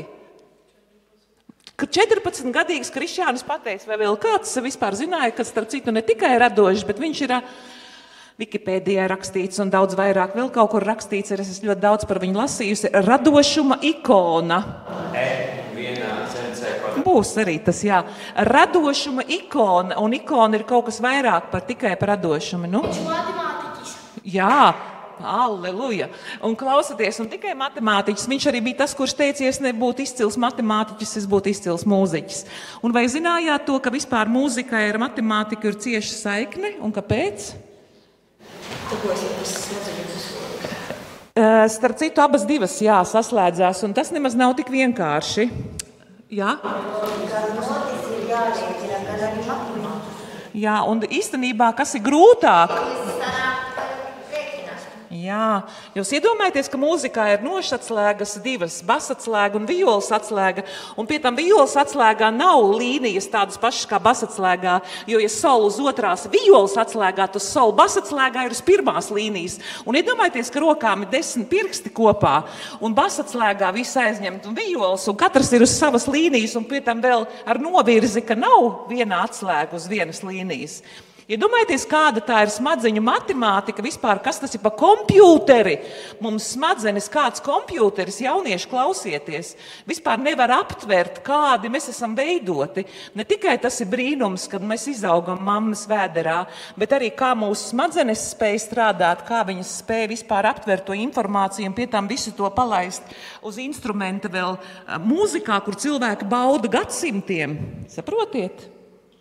Ģeniāli, un tas ir radošums. Bet arī šie paši cilvēki, kā Einsteins, viņš nesaka to, ka tikai māksla, mūzika vai gleznošana ir radoša. Radošums arī ir nopirkt lēti, bet pārdot ļoti dārgi. Un tagad jūs padomāsiet, tas vispār godīgi? Domājiet jūs? Kā jums liekas, vai jūs tā domājat? Kā ir? Nav godīgi? Reizē nav. Redz, tā ir mūsu izvēle, vai mēs tirgosim atšķaidītu spirtu, vai mēs īstenībā nopirksim kaut kādus labus miltus, bet mēs no viņiem uzcepsim kaut ko ļoti garšīgu, uzliksim sevi audzētu tur to dzērveni un pārdosim, es nezinu, pat cik 100 reizes lielāk. Saprotiet, kad es radīšu no kaut kā, kas varbūt nemaz tur nav it kā nekāda vērtība, bet es pielikšu tādus integrentus, es viņu pataisīšu pa vērtību, ka es viņu pārdošu pa 100 reizes dārgāk. Vai tas ir radošums? Un tas cilvēkiem būs baudāms un garšīgs. Es nerunāju par tām kaitīgām vielām, ka mēs pērkam kaut kādu spirtu. Es zinu, ka agrāk tas bija populāri 90. gados, ja, kad nopirka tirgū spirtu, un cigaretes tur vēl piedāvāja, un tad atšķaidīja ar ūdeni un pārdeva. Par to es nerunāju. Okay.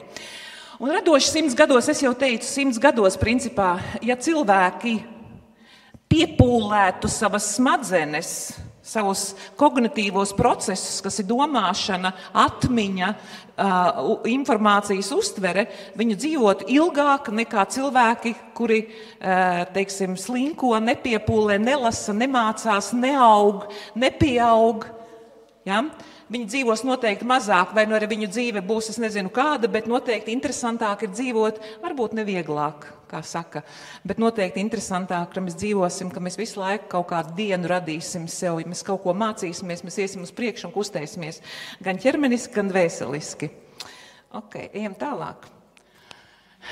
Nu, tagad es drusciņā atkal gribu pakustināt jūsu smadzenes. Un tas pats Einsteins, viņš... Ir vairāki veidi, bet mēs šodien pieskārsimies vienam, ir sāna domāšana, ja? Ka mēs mācāmies situāciju paskatīties no citas skatu punkta un nekad nedomāt tā, kā ir ierasts. Ja? Un tagad varbūt kurš būs tas, kurš mainot 3 sērkociņu pozīcijas, iegūsiet 2 lauciņus. Es palīdzēšu. Nu, viņiem nav numuriņi salikti, bet būs kāds, kas atminēs šo.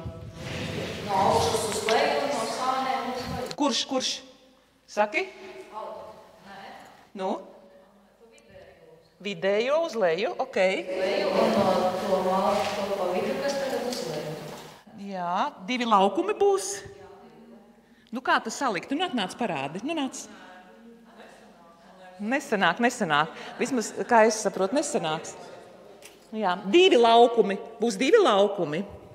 Tātad 2 laukumi, 3 sērkociņus paņemsim, izmainīsim vietām, bet nekautrējieties, jo kļūdīties tas ir normāli. Kļūdīties, ja kaut ko cilvēks rada, kļūdas būs vienmēr. Un nevajag, nu? Šitos 3, šitā. Alleluja, tu zināji? Nē. Pašķir. Kur ir radošums, ja? Un kāpēc tas tā notika, kā jūs domājat? Kā tevi sauc? Diāna. Kā tas notiek? Pārējie varbūt gulēja, nepievērs uzmanību. Viens varētu būt, cik es ir kā ērglis pārskatu jūs vai pāraugu. Ja?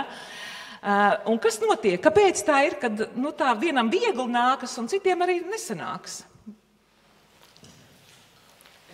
Es pieļauju, ka dažkārt mēs paklausāmies noteikumus un paši sarežģījam, vai ne?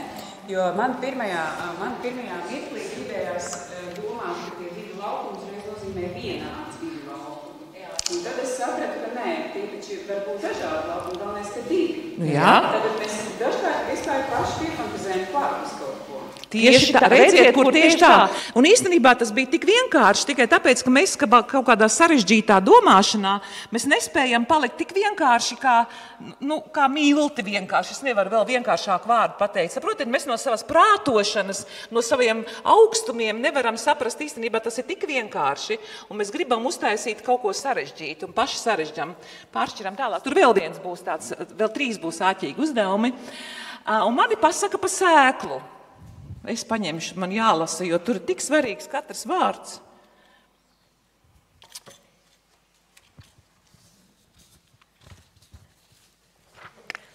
Pasaka pa sēklu, kur gaidīja. Kādā senā zemē dzīvoja maza sēkliņa, kas bija paslēpusies dziļi zemē.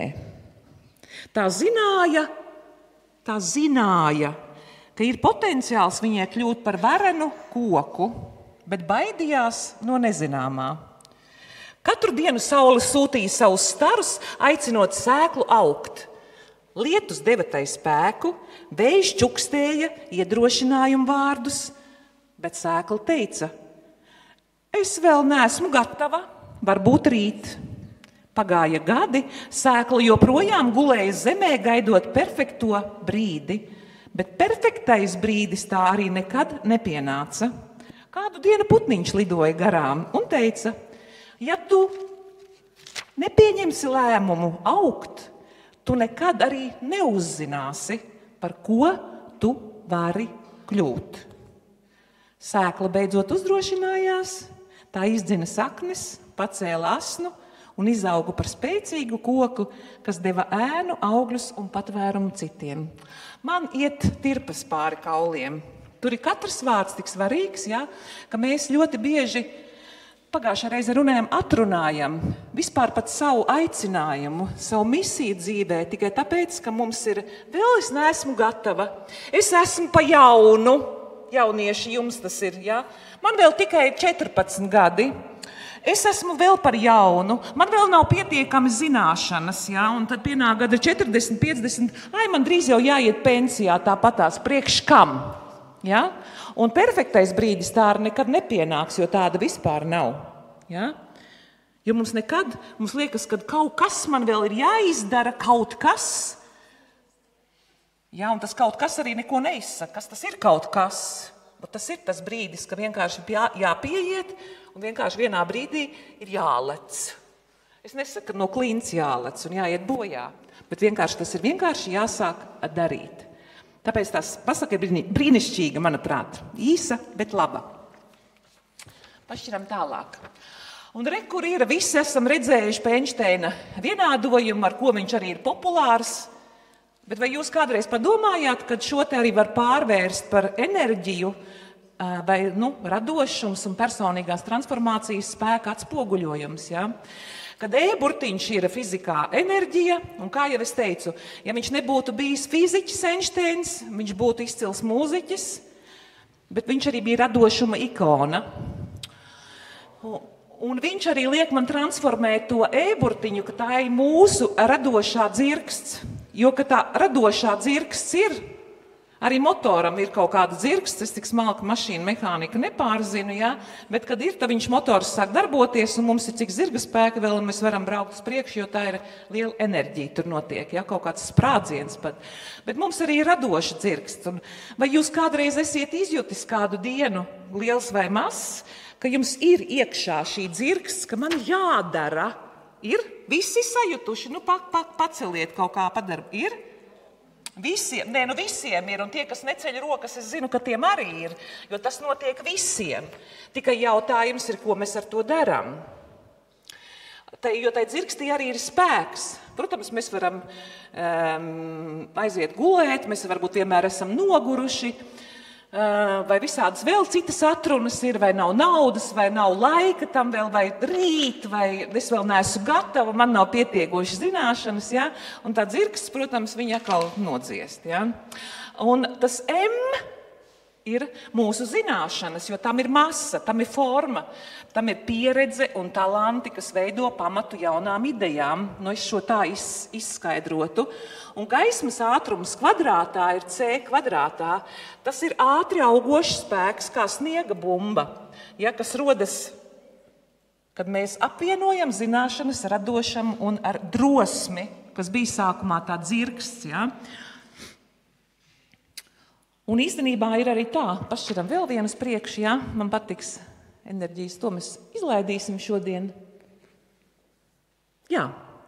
Un arī pats Einsteins, viens no viņa izciliem izteicieniem ir tas, ka enerģija, enerģijas nezūdamības likums. Ja? Esiet visi tā dzirdējuši, enerģijas nezūdamības likums. Es arī iedziļinājos kādu laiku, jau diezgan sen atpakaļ, kā tas ir domāts, kā tas ir enerģijas nezūdamības likums. Man bija interesanti, es gribēju uzzināt, ko tas nozīmē. Enerģija nevar tikt radīta vai iznīcināta. Apgalvojums ir pareizs vai nepareizs, kā jūs domājat? Enerģiju nevar radīt un viņu nevar iznīcināt. Kāpēc tāds apgalvojums vai patiess? Un es vēl esmu uzlikusi jēru un lauvu. Ja? Tā var tikai pārvērsties no vienas formas citā. Tātad to mēs varam transformēt cilvēku esot, vai arī dzīvnieki noteikti no vienas formas citā. Ja? Mēs varam saņemt negatīvu enerģiju. Tagad runāsim tā, kā Guntars teica, ja, ka viņam pārdevēja diezgan uzbrukoši aizrādīja un sāka audzināt viņu dzīvot. Ja, bet viņš izdarīja izvēli, enerģiju, kas viņā auga, dusmas. Ja. Tieši šis pats piemērs. Viņš transformēja, jo mēs cilvēki esam transformatori, kuriem ir dota izvēle, vai sist viņai pļauku, vai pateikt, tu pati stulba, zos tāda. Ja? Vai īstenībā pateikt, man žēl, ka jums varbūt šodien slikts garastāvoklis, bet jūs labi izskatāties, ka mēs viņu mākam transformēt, un tas cilvēks šķoba ģīmi, bet paiet tikai dažas sekundes, un viņš pārvēršas. Un tas, man liekas, ļoti brīnišķīgi atspoguļo arī nākošais, tieši arī kā pat saules enerģiju. To nevar radīt, neviens nevar radīt saules enerģiju, bet redziet, viņu transformē caur saules enerģijas tiem paneļiem, kad mums ir elektrība. Šeit es uzliku tādu zaļo bildi, kad enerģija nevar tikt radīta vai iznīcināta, tā var tikai pārvērsties no vienas formas citā. Tātad. Un mēs cilvēki, un arī jebkura cita dzīva būtne, un arī mehānika, fizikā, ir tas, kas transformē vienkārši enerģiju no vienas formas citā. Un mums cilvēkiem galvenais uzdevums ir, jo mēs esam garīgas, fiziskas un vēseliskas būtnes, tad mums īstenībā viens no pirmiem tādiem uzdevumiem būtu būt par transformatoriem, lai tajā brīdī, ka mums kaut kas patīk vai nepatīk, mēs tomēr ieslēdzam to transformatoru. Mums ir tādas spējas dotas, izvēle mūsu rokās, kā Dievs radīja debesis un zemi. Bet izvēle atstāja mūsu rokās, vai mēs izvēlēsimies svētību vai lāstu, vai dzīvību vai nāvi, un tas notiek katru dienu. Es teiktu, paldies Dievam, bet tas tiešām notiek mazos vai lielos lēmumos katru dienu. Ejam tālāk. Un tā ir man tāda brīnišķīga tāds attēlojums ir. Es esmu strīdējusies arī ar vīru un dažreiz bērniem. Mans vīrs ir pārlieku racionāls, man liekas, un es esmu pārlieku radoša, bet mēs dzīvojam ļoti daudz gadus kopā. Bet redziet, tas izplatījums un tā gaisma, tas ceļš ir īstenībā kaut kur visu dzīvi, kaut kur pa vidu. Kā es esmu brīnišķīgi te mēģinājusi visu kaut ko salikt, kad viņš iet šādi, un pa vidu vēl ir tā izplatība, kur radošums saskarās ar racionālo, ar praktiskumu. Jo ticiet man, ja mums nebūtu radošuma, kas mums iedots, ja mēs tikai būtu racionāli, es pat negribu runāt, kāda mums būtu dzīve, bet ja mēs būtu tikai radoši un nespētu būt arī piezemēti racionāli, tad kur mēs būtu? Mēs uzlidotu gaisā pāragri. Ko? Ar putniem pāragri, pat gaisā vai izplatībā. Īsti jēgas arī nav. Tātad tas viss ir, ka tas ir balansā, ka viss notiek balansā. Un ja varbūt vienam ir dots tas mazāk, tad varbūt mēs piesaistam tam darbam to otru pusi, un tā mēs arī sadarbojamies, jo mēs cilvēki neesam radīti dzīvot vieni, bet mēs esam tomēr kā kopienā, kā te šodien jau teica. Ejam tālāk. Un tagad vēl 3 uzdevumi. Te visi piedalāties. Sānu domāšanas uzdevumi. Man žēl, ka nav balvas, bet kaut ko es izdomāšu. Es tagad tik atcerējos, kurš es pasniegt noteikti. Bet kaut ko es izdomāšu. Tātad sānu domāšanas uzdevums 1. Vīrietis ieiet restorānā un pasūta ēdienu. Kad ēdiens pienāk, viņš sāk ēst. Kā tas var būt? Nemaksājot. 2. ir skriešanas sacīkstēs. Ja jūs apsteigtu otro cilvēku, kura vietā jūs atrastos? Un 3. vīrietim tiek piespriests nāves sods. Viņam ir jāizvēlas starp 3 istabām. 1. ir pilna ar degošām ugunīm, 2. ir pilna ar slepkavām un ieročiem, un 3. ir pilna ar lauvām, kuras nav ēdušas 3 gadus. Kura istaba viņam ir visdrošākā?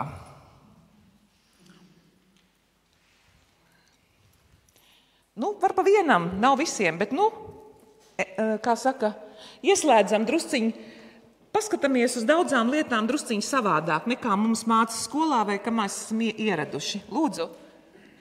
Tas vīrietis ir restorāna saimnieks. Alleluja, pareizi, Vēl kāds tā domāja? Vēl kāds tā iedomājas? Vai saimnieks, vai arī tas, kas gatavo ēdienu, vai šefpavārs, vai arī pavārs, kuram tas pienākās, tā kā pēc noteikumiem, vai ne? Pareizi. Otro? 2. būs, Kāpēc? Otro, tad viņš būs. Kāds padomāja? Es, piemēram, sākumā pirmo reizi nemaz tā neiedomājos. Paldies tev. Jo es iedomājos, ja viņš apsteigs otro cilvēku, viņš kāpēc vienalga būs 3. Tā man sākumā, jo man likās, ka tā ir tā pareizā matemātika. Un 3. Droši, es jau zinu. Ieroču istaba. Kāpēc? Tāpēc, ka ja Izsakās meitene. Nu? Bet ja tie esi augumi, tad nevar apēst, bet esi ieroči istabā. Tur slepkavas un ieroči. Nu tā Einsteins nebija domājis, vai tie radoši, bet paldies, ka tu uzdrīkstējies. Tas ir paldies, ka tu uzdrīkstējies, lūdzu. Ogļu istabā. Ogļu? Ogļu istaba nav mums tāda degoša. Nē, arī nav. Nu, tā jau vairs tā nav cita. Domāju par tām lauvām. Jo? Tur 3 lauvas, ja 3 gadus, tad jau viņam viens otrs būs apēd. Nu, jā, principā neviens nevar izdzīvot 3 gadus bez ēšanas. Ja, ja lauvas nav ēdušas, tāpēc tieši ir jāpieķerās tik būtiski. 3 gadu nav ēdušas lauvas, ja viņas nav ēdušas, viņas ir sen nomirušas. Un tāpēc tiešām uzšķir nākošo. Jā, pareizi ir vīrietis restorānā ir tas, kurš ir personāls vai saimnieks vai vienalga darbinieks, kurš saņem bezmaksas maltīti kā darba pabalstu. Otrais ir skrējējs un trešā istaba ir visdrošākā, jo lauvas ir tik ilgi badojušās, ka noteikti ir nomirušas, jo neviens 3 gadus nevar bez ēšanas izdzīvot. Piekrītiet? Paiem tālāk. Tā, bet, nē, draugi mīļie, nē, man bija kaut kas ļoti vērtīgs priekš jums. Un pa tēmu, ko es tā kā pārcēlu. Es jums gribu vēl tādu lietiņu, lai jūs pakustinātu savas pelēkās šūniņas. Tā, tik daudz man visādas lapas ir, kad es vairs nevaru atrast. Santīņa, tu nezini, kur man ir?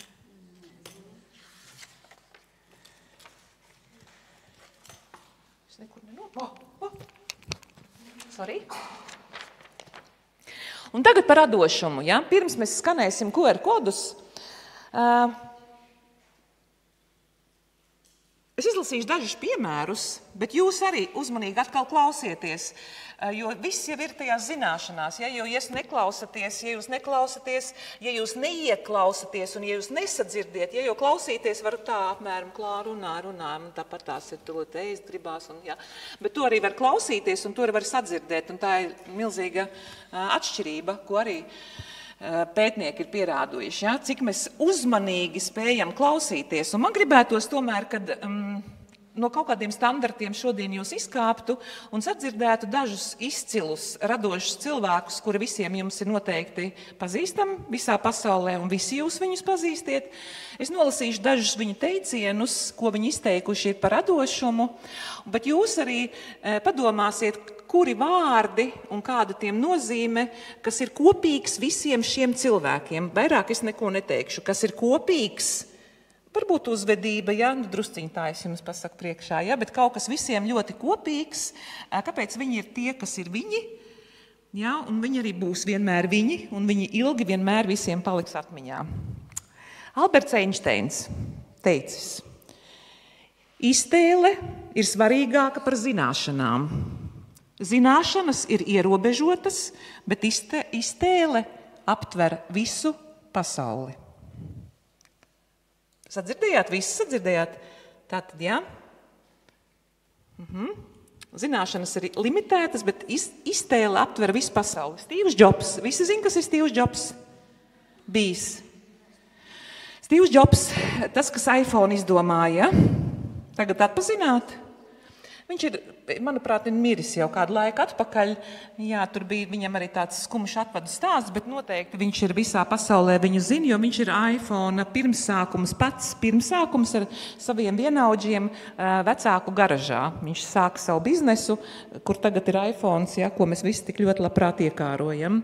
Tātad Steve's Jobs ir teicis, Apple dibinātājs arī varētu teikt, ka inovācija rodas no radošuma un drosmes domāt. Un viņš teica, tavs laiks ir ierobežots, tāpēc netērē to, dzīvojot kāda cita dzīvi. Es ilgi domāju. Ja? Mums katram laiks ir ierobežots, ja? Tāpēc netērējam to, dzīvojot kāda cita dzīvi. Mišela Obama, viņa uzsvēra, ka panākumi nav saistīti tikai ar materiālo labklājību, bet gan pozitīvu ietekmi uz citiem cilvēkiem. Ilons Masks, tas tā kā mūsdienās to zinat, kas ir Ilons Masks? Kas ir Ilons Masks? Jaunieši, lūdzu? Jā, lūdzu? Tesla, jā, visi zina, kas ir Tesla. Jums ir balvos jau Tesla brauc kāds? Droši vien brauc, ja? Cilvēki. Un viņš teica, ja tev patiešām kaut kas ir ļoti svarīgs, tu to darīsi pat tad, ja rezultāts nebūs labvēlīgs tev. Es pie šitā padomāju. Ja tev kaut kas ir ļoti, ļoti svarīgs, ja, tu darīsi to arī tad, ja tas tev nebūs labvēlīgs. Sapratāt domu? Jā, labi. Oskars Vailds. Kas ir Oskars Vailds? Atkal droši vien nav populārs, bet noteikti, kas zina? Vismaz rakstnieks. Jā, un ko sarakstījis varbūt? Fantastisku. Jā, lūdzu? Jā, viņš arī fantastiku diezgan daudz rakstījis. Redz, vismaz atpazinām, vismaz atgādināja jums, kad ir tāds rakstnieks izcils Oskars Vailds. Viņš aicināja būt autentiskiem un nebaidīties izpaust savu unikālo personību. Un viņš ir teicis tā, esi tu pats, visi pārējie jau ir aizņemti. Forši, vai šitas ļoti patīk, tas vienkārši, vai ne? It kā. Tātad radošums nav tikai mākslinieku un komponistu privilēģija, tas ir dzīves dzinējspēks, kā mēs pārliecinājāmies. Un kas tas šiem cilvēkiem ir? Kopīgs, ka viņi radījuši tādas lietas, kas joprojām ir populāras mūsdienās. Var, protams, Valtu Disneju minēt, ja tas ir pagājušā gadsimta 60. gadi, ja pirmā filma Sniegbaltīte, mēs vēl šobrīd skatāmies viņa filmas, ja, kur jau viņa mazbērni pārvalda šo Disneju un joprojām miljonāri, ja. Tad kas šajos cilvēkos ir, kas ir visbūtiskākais? Bet šodien par to starp citu arī teica gan Guntars, gan Santa, un jūs noteikti ziniet. Bet kāpēc jūs nevarat pateikt? Viens svarīgs, ļoti paldies tev. Radošums, jā, vēl. Tas radošums, kas aizrauj visus pārējos. Kas iespējams 100 gados arī paliek aktuāls. Vēl 100 un vēl 100, jā. Vēl es gribētu, tomēr, ka jūs redziet, tās ir laikam tās arī, kurš ir tā piepūle, ja? Disciplīna, ja? Vēl? Zināšana. Neatlaidība, tieši tā, jo starp citu Volts Disnejs, kam viņš dabūja par Sniegbaltīti pirmos 8 miljonus, tas bija tajā gadsimta 8 miljoni, bija ļoti daudz, tagad tas vairs nav, neskaitās Amerikā daudz, ja, par kaut ko ļoti unikālu, bet viņš, ziniet, kuro reizi kļūdījās un uzzīmēja Sniegbaltīti. Pirms tam viņam bija depresija, jo visu viņu nonicināja, ka tu nemāk galīgi zīmēt. Tur stāsts ļoti interesants. 300 reizes, 299 un 300 reizes viņam atzina filmu Sniegbaltīte, ar kuru viņš nopelnīja pirmos 8 miljonus. Un arī es jums pagājušreiz stāstīju tie, kuri bija, kad, piemēram, tas, kurš izgudroja spuldzi, Toms Edisons, ja? Viņš 10 000 reizes mēģināja. Bet viņam pateica, kā tas ir iespējams. Viņš saka, es jau kļūdījos, es vienkārši redzēju, kā tas nestrādā. Un 10 001 reizi es redzēju, kad spuldzīte iedegās. Tātad neatlaidība, radošums vēl tur var procesā būt. Neatlaidība, disciplīna, uzvedība vēl. Lūdzu, jums jaunieši sevišķi neatlaidība, disciplīna, kļūdīties, nebaidīties, tas būs kļūdas, būs vienmēr, un tas ir normāli. Kas vēl? Un zinātkāri, jā, jo tā ir kāre pēc zināšanām. Es nesaku jālasa bezpersoniski un bezmērķīgi grāmatas, bet ir jābūt kārei par to lietu, jādeg un jābūt tai zinātkārei. Tiešām, kā uzrakstīts, kārot visu laiku pēc jaunām zināšanām, iet dziļumā. Jo pazīstiet tādu Paulu Timrotu? Vēl gribu, tikai to es izstāstīšu. Pauls Timrots jau 20 vairāk gadus vada raidījumu Zebra, ja? Ziniet Zebru tādu raidījumu? Visi zina, visi noteikti viņu zina, ja? Un viņam jautāja, kādā intervijā, es braucu automašīnā, viņam jautāja, kā tu vari 20 gadus mūsu laikos noturēt tādu raidījumu, kurš joprojām ir tik asprātīgs un interesants. Viņš runāja 45 minūtes, bet viens teikums man lika saprast vienu lietu, kas arī ļoti svarīga, nevis to pateikšu. Viņš teica, nav jau nekā īpaša, man vienkārši ļoti interesē, kā cilvēki uzvedās uz ceļa. Es domāju, pats. Man tiešām jābūt ļoti interesei lielai par to, kas man vislaivāk padodās. Tātad, ja man Dievs devis spēju dziedāt, un otrs ir pasākums vadīt un kaut kā palīdzēt cilvēkiem augt vai pieaugt, man jāiet vienkārši dziļumā, un tas vienkārši jābūt ļoti, ļoti lielai interesē. Vot viss, un man arī varbūt būs gada 70, un es arī varbūt joprojām būšu pieprasīta. Bet tikai katru dienu jābūt interesei. Un tas teikums man piešķīla kaut ko tādu, ko es nebiju nekad dzīvē dzirdējusi. Tik precīzi pateikt. Man vienkārši ļoti interesē, kā cilvēki uzvedās uz ceļa. Fantastiski. Paldies. Tagad es atļauju izvilkt, aplaudējiet arī man drusci. Paldies. Paldies. Jā, jo citiem es tā kā pasaku, bet man neviens nepasaka. Tas ir tik patīkami. Paldies jums. Un tagad arī kā iepriekšreiz, jā, vecākiem ir savs QR kods, paņemiet telefonus, kā nu kuram vienam darbosies atbildes sniegt caur kameru, un citiem varbūt caur linku, nu skatāties, kā jums kurš telefons kalpo, vai kādas opcijas ir. Un bērniem, protams, ir savs. Un lūdzu, godprātīgi atbildiet uz šiem jautājumiem, jo tas mums arī palīdz tapt labākiem un virzīties uz priekšu. Paldies! Paldies arī tiem, kas skatījās tiešsaistē. Un video ieraksts būs apmēram nedēļas laikā, kur varēs noskatīties arī kā video ierakstu. Uz redzēšanos! Mēs vēl darbojamies!